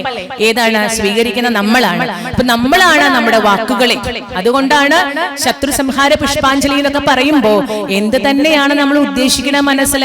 ഒരാളെ ശത്രു ആക്കാൻ നമ്മളെ പ്രേരിപ്പിക്കുന്ന ഘടകം നമ്മളിലെ കാമം. നമ്മളിലെ കാമം നിറവേറ്റാതെ വന്നാൽ, കാമം എന്ന് പറഞ്ഞാൽ എല്ലാം നമ്മളെ ലൈംഗികമായ ഒരു കാമം എന്നുള്ള അർത്ഥമല്ല, ആഗ്രഹം എന്നർത്ഥമാണ്. കാരണം എന്താ? നമ്മൾ ആഗ്രഹിക്കുന്ന രീതിയിൽ ഒരാൾ പറഞ്ഞില്ലെങ്കിൽ അപ്പൊ നമുക്ക് എന്തായി? ദേഷ്യായി. അതാണ് വസ്തുത. ആഗ്രഹത്തിന് വിപരീതമായ ഒരാൾ സംസാരിക്കണമെങ്കിൽ അപ്പോഴേക്കും നമുക്ക് ദേഷ്യം വന്നു. അതിനെതിരായിട്ട് നമ്മൾ എന്ത് ചെയ്യുന്നു? പ്രതികരിക്കണം. അപ്പൊ നമുക്ക് ക്രോധത്തിലേക്ക് പോകുന്നു. അപ്പൊ കാമവും ക്രോധവും ഒക്കെ വരണ സമയത്ത് പിന്നെ ബുദ്ധി ഉണ്ടാവില്ല. അങ്ങനെയല്ലേ ഗീത പറയണത്, അല്ലെ? ക്രോധാൽ ഭവതി സമ്മോഹ, സമ്മോഹാൽ സ്മൃതി വിഭ്രമ, സ്മൃതി ഭ്രംശാൽ ബുദ്ധിനാശോ, ബുദ്ധിനാശാൽ പ്രണശ്യതി. ബുദ്ധി നശിച്ചു. അപ്പൊ അതുകൊണ്ട് അതിനുള്ള നമ്മൾ പറയില്ലേ സ്റ്റിമുലസ് ആണ് ശരിക്കും എന്ത്? കാമം, ആഗ്രഹം. നമ്മുടെ ആഗ്രഹത്തിന്, നമ്മുടെ പ്രതീക്ഷയ്ക്ക് വിരുദ്ധമാകുമ്പോൾ ശത്രുവാകുന്നു. അപ്പൊ അതിനെ ജയിക്കാൻ കഴിയുക എന്നതാണ് ശത്രു സംഹാരം. നമ്മൾ മന്ത്രമായിട്ട് ചെല്ലേണ്ടത് എന്റെ ക്രോധത്തെ ജയിക്കാൻ എനിക്കാകണേ, എന്റെ കാമത്തെ ജയിക്കാൻ ജയിക്കാൻ എനിക്കാകണേ. ഇത് ജയിച്ചു കഴിഞ്ഞാൽ നമ്മൾ എല്ലാവരെയും ജയിച്ചു. നമ്മുടെ ഉള്ളിലുള്ള കാര്യങ്ങളോടാണ് നമ്മൾ ഫൈറ്റ് ചെയ്യേണ്ടത്.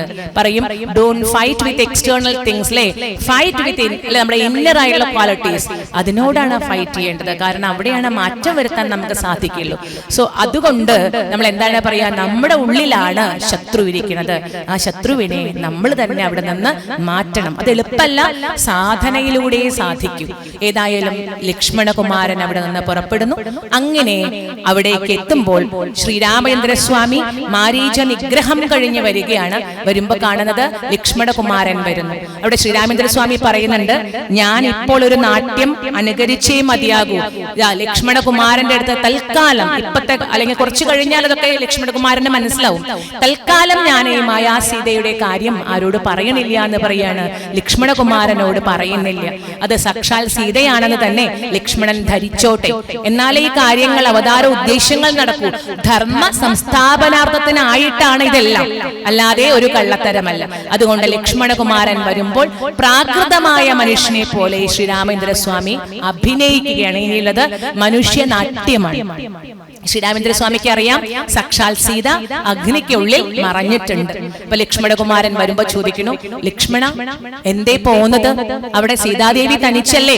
അവിടെ രാക്ഷസ ജാതികളുള്ളതല്ലേ? രാക്ഷസ ജാതികളുടെ പ്രത്യേകത എന്താ? അവ ഉപദ്രവിക്കുക മാത്രമല്ല, ചിലപ്പോ എന്തും കൂടി ചെയ്യും, ഭക്ഷിക്കുക കൂടി ചെയ്യും, അല്ലേ? ശരിക്കും പറഞ്ഞിട്ടുണ്ടെങ്കിൽ നരഭോജികളും കൂടിയാണ് ചില രാക്ഷസന്മാര്. അപ്പൊ സീതാദേവിയെ ഒറ്റയ്ക്ക് നിർത്തി നീ എന്തേ പോകുന്നത് ചോദിക്കുകയാണ്. വല്ലാത്തൊരു വിഷമത്തിലാണ് ലക്ഷ്മണകുമാരൻ പെട്ടത്. കാരണം എന്താ? സീതയുടെ വാക്കുകളെ ധിക്കരിക്കാൻ വയ്യ, രാമ ആജ്ഞയെ സ്വീകരിക്കാതിരിക്കാനും പറ്റണില്ല. ഇപ്പൊ നമ്മൾ പറയില്ലേ, ഇതികർത്തവ്യത, എന്ത് ചെയ്യണം എന്നറിയാത്ത ഒരു വിഷമത്തിലായിട്ടാണ് വരുന്നത്. ഈ കാര്യങ്ങളെയൊക്കെ പറയുന്നു. ഇങ്ങനെ എന്ത് ചെയ്യുന്നു? സീതാദേവി പറഞ്ഞ വാക്കുകളെ പറയുന്നു. ആ വാക്കുകളെ ഞാൻ മുഴുവനായിട്ട് അങ്ങയുടെ സമീപത്തേക്ക് എനിക്ക് പറയാൻ പറ്റില്ല എന്ന് പറയണം. ജ്യേഷ്ഠനോട് ഞാനത് എങ്ങനെ പറയും? എന്തായാലും അത്രയും വലിയ വാക്കുകൾ ഉപയോഗിച്ചുകൊണ്ടത് മാത്രമാണ് ഞാൻ ഇവിടേക്ക് പോകുന്നത് എന്ന് പറയുന്നു. അപ്പൊ തന്നെ സങ്കടം വരുന്ന അഭിനയിക്കുകയാണ് ശ്രീരാമചന്ദ്രസ്വാമി. സീതയെ കാണാനുണ്ടാവില്ല, തീർച്ചയാണ് അവിടെ ഉണ്ടാവില്ല, നമുക്ക് പർണശാലയിൽ പോയി നോക്കാം എന്ന് പറയാണ്. ആശ്രമത്തിൽ വരുമ്പോൾ സീതയെ കാണുന്നില്ല. അവിടെ വെച്ച് പൊട്ടിക്കരഞ്ഞുകൊണ്ട് ഹാ സീതേ, അവിടെ ശരിക്കും അവിടെ അല്ലേ അതിനെങ്ങനെ വിലപിച്ചുകൊണ്ട് ഭയങ്കര പ്രയാസമായിട്ട്, സത്യത്തിൽ പറഞ്ഞാൽ സാധാരണ ഒരു പ്രാകൃതനായ മനുഷ്യൻ തന്റെ ഭാര്യയെ കാണാതെ ആകുമ്പോൾ എങ്ങനെ കരയുമോ അങ്ങനെ ഉച്ചത്തിൽ കരഞ്ഞുകൊണ്ട് വിലപിച്ചുകൊണ്ട് നടക്കുന്ന ശ്രീരാമചന്ദ്രസ്വാമിയുടെ ചിത്രം മനോഹരമായിട്ട് ഇവിടുത്തെ എഴുത്തച്ഛൻ വർണ്ണിച്ചു കാണിക്കുകയാണ്. നല്ല രീതിയിൽ എങ്ങനെയാണ് ഓരോരുത്തരോടും ചോദിക്കുകയാണ്, എങ്ങനെയാണ് കാണണത്? ഓരോരുത്തരോടും കണ്ടു എന്ന് ചോദിക്കുകയാണ്. വനത്തിനോട് ചോദിക്കുന്നു, പക്ഷിയോട് ചോദിക്കുന്നു, അങ്ങനെ ഓരോരുത്തരോട് ചോദിക്കുന്നു. എന്നാൽ ഇവിടെ അതിനു മുമ്പ് സീത അപഹരണം നടക്കുന്നുണ്ട്. വരുന്നതിന് തൊട്ട് മുന്നേ ആയിട്ട് ലക്ഷ്മണകുമാരൻ പോയതും രാവണൻ അവിടേക്ക് പ്രവേശിക്കുന്നു. രാവണൻ തന്റെ സ്വരൂപത്തിൽ വന്നാൽ സീതാദേവി പേടിച്ചു വിറയ്ക്കുള്ളൂ എന്നറിയാം. അതുകൊണ്ട് താൻ നിയോഗിച്ച കാര്യം ഭംഗിയായിട്ട് മാരീചൻ നിർവഹിച്ചിട്ടുണ്ട്. അതുകൊണ്ട് ആ ആശ്രമ പരിസരത്തിലേക്ക് വരുന്നു. ഒരു സ്വാമിയുടെ വേഷം എടുത്തിട്ടാണ് വരുന്നത്. ഇക്കാലത്തും അതെ അല്ലെ, പൊതുവെ അതെ. നമ്മൾ സാധാരണഗതിയിൽ എന്താ ചെയ്യാ? വേഷങ്ങളിലാണ് ഭ്രമിക്കുക. നമ്മൾ നല്ല സത്സംഗം എന്ന് വിചാരിക്കുക, ചന്ദനക്കുറിയൊക്കെ തൊട്ട് ആ രീതിയിലെ ഭക്തയാണെന്നുള്ള ആ പുറമേയുള്ള ഭാവത്തിൽ മാത്രം നമ്മൾ ചെയ്യാം. ഇവിടെ ആ ഒരു വേഷത്തിൽ വരുന്നു. വേഷത്തിൽ വന്നിട്ട് സീതാദേവിയോട് ചോദിക്കുന്നു, ആരാണ് ഭവതി? അല്ലെ, കാണുമ്പോൾ തന്നെ സന്യാസിവര്യനായതുകൊണ്ട് ചെറിയ കുട്ടിയല്ലേ സീതാദേവി. സീതാദേവി വേഗം സൽക്കരിച്ചിരുത്തി അവർക്ക് എന്ത് കൊടുക്കുകയാണ്? ശരിക്കും പറഞ്ഞാൽ ഫലമൂലാദികളെ കൊടുക്കുകയാണ്. സാധാരണഗതിയില് നമ്മൾ അറിയാത്ത ഒരാള് വരുമ്പോ നമ്മൾ എന്താ ചെയ്യേണ്ടത്? ആദ്യം അത് ആരാണ് എന്ന് മനസ്സിലാക്കുക, അല്ലെ? ആരാണ്, എന്താ കാര്യം നമ്മൾ ചോദിക്കേണ്ട ഒരു കാര്യമാണ്. ഇവിടെ ചഞ്ചല ചിത്തയായിട്ടാണ് ആ സീതാദേവി ചെയ്യുന്നത്. കാണുമ്പോൾ തന്നെ വിശ്വസിച്ചുകൊണ്ട് അതിന്റെ ഫലമൂലാദികളെയൊക്കെ നൽകിക്കൊണ്ട്, അതേപോലെ പരമാനന്ദമാണ് അല്ലെ. അതാണ് ആ ഭഗവാനെ ഞാൻ സ്മരിക്കുന്നു എന്ന് പറയുന്നു. പിന്നെ അവധി കാലദേശാവധിഭ്യാമാണ് ഭഗവാൻ, അങ്ങനെ പറയുന്നു. സുരപാദപമൂലരചിത നിലയനം, ശരിക്കും പറഞ്ഞാൽ കൽപ്പക വൃക്ഷമാണ്. നമുക്ക് എന്താണോ ആഗ്രഹിക്കുന്നത് അതിനെ തരുന്ന കൽപ്പക വൃക്ഷമാണ്. പിന്നെ ഭവകാനന, ഈ ഒരു അടവിയായിട്ട് സംസാരത്തെ ഒരു കാടായിട്ട് വെക്കുകയാണെങ്കിൽ ആ കാടിനെ തീർക്കുന്ന അഗ്നിയാണ് അവിടുന്ന് എന്ന് പറയുന്നു. പിന്നെ ഭവഭീവിരഹിതം, നമുക്ക് ഈ സാഗരം എന്നത് ഒരു ഭയത്തിനെ ഉണ്ടാക്കുന്നതാണ്, ആ ഭയത്തിനെ മാറ്റുന്നതാണ് എന്ന് പറയുന്നു. ഒറ്റ വാക്കിൽ ഭവസാഗരണ തരണാംഗ്രിബോധകം, അതാണ് ഏറ്റവും നന്നായിട്ട് രാമനെ വിശേഷിപ്പിക്കുന്നത്.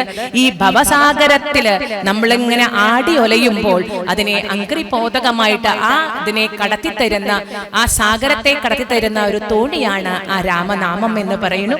അങ്ങനെ രാമനാമത്തിന്റെ മഹിമയെ മുഴുവൻ, ആ രാമശബ്ദത്തെ മുഴുവൻ എന്താണ് രാമൻ എന്നത് ആ സ്തുതിയിൽ വർണ്ണിക്കുകയാണ്.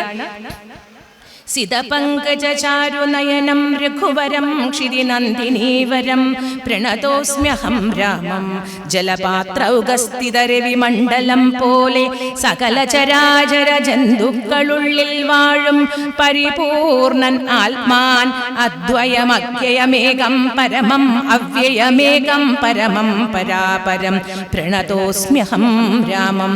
ഓരോ പാത്രത്തിൽ വെച്ച് കഴിഞ്ഞാൽ, വെള്ളം വെച്ച് കഴിഞ്ഞാൽ സൂര്യൻ എങ്ങനെയാണോ ഓരോ പാത്രത്തിലും ഉള്ളതായിട്ട് നമുക്ക് തോന്നുന്നത്, സൂര്യൻ എങ്ങനെയാണോ ഓരോ പാത്രത്തിലും ശോഭിക്കുന്നത്, അതുപോലെയാണ് ഭഗവാൻ.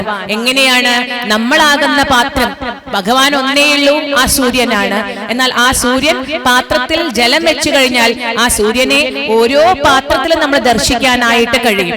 അതേപോലെയുള്ള ആ ഒരു സൂര്യന്മാരാണ് നമ്മൾ ഓരോരുത്തരും. ആ പരമാത്മാവാകുന്ന ഭഗവാന്റെ പ്രതിബിംബങ്ങളാണ് നമ്മൾ എന്ന് പറയുന്നു. അതുപോലെ തന്നെ വിധി മാധവ ശംഭുരൂപഭേദേന, അതായത് ഭഗവാൻ ശരിക്കും ശംഭുവാണ്, ഭഗവാൻ തന്നെ വിഷ്ണുവാണ്, രാമൻ തന്നെയാണ് ശിവനും വിഷ്ണുവും ബ്രഹ്മാവും സൃഷ്ടി സ്ഥിതി സംഹാരവും ഒക്കെ ഏകൻ തന്നെയാണ് ഭഗവാൻ എന്ന് പറയുന്നു.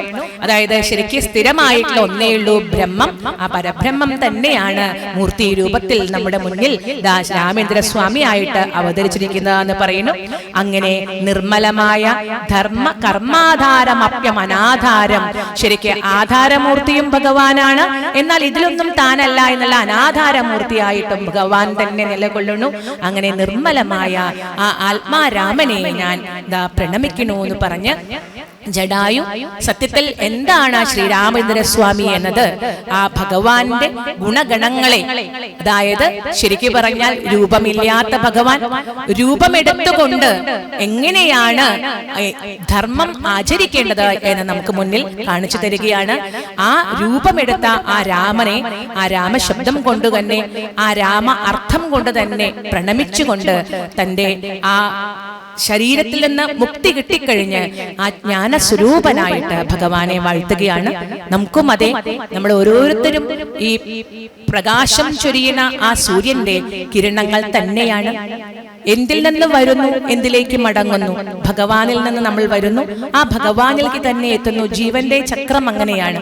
അപ്പൊ അതുകൊണ്ട് ആ ഭഗവാനെ തന്നെ സ്മരിച്ചുകൊണ്ട് ആ പരമാത്മാവിലേക്ക് എത്താനുള്ള ഓരോ ജീവാത്മാവിന്റെയും സാധനകളാണ് ഇതെല്ലാം എന്ന് മനസ്സിലാക്കിക്കൊണ്ട് ആ എല്ലാ കർമ്മങ്ങളും ഭഗവാനിൽ അർപ്പിച്ചുകൊണ്ട് ചെയ്യാൻ ആ ഭഗവാൻ തന്നെ നമുക്ക് അനുഗ്രഹിക്കണേ എന്ന് പ്രാർത്ഥിച്ചുകൊണ്ട് ഈ രാമായണ മാസത്തിൽ ഇതാ ഭഗവാന്റെ കുറച്ച് അവദാനങ്ങളെ കീർത്തിക്കാൻ ഭഗവാൻ അവസരം തന്നത് ആ ഭക്തജനങ്ങളിൽ ആ സന്തോഷത്തിന്റെ, ആ കാരുണ്യത്തിന്റെ, എല്ലാ സ്നേഹത്തിന്റെയും ഒക്കെ ആ ഒരു ഭാവത്തെ അർപ്പിച്ചുകൊണ്ട് എല്ലാ ഭക്തജനങ്ങളുടെയും കാലുകളിൽ നമസ്കാരം പറഞ്ഞുകൊണ്ട് കോടി നമസ്കാരം ചെയ്തുകൊണ്ട് ഈ പ്രഭാഷണത്തെ ഞാൻ ഇവിടെ സമർപ്പിക്കട്ടെ.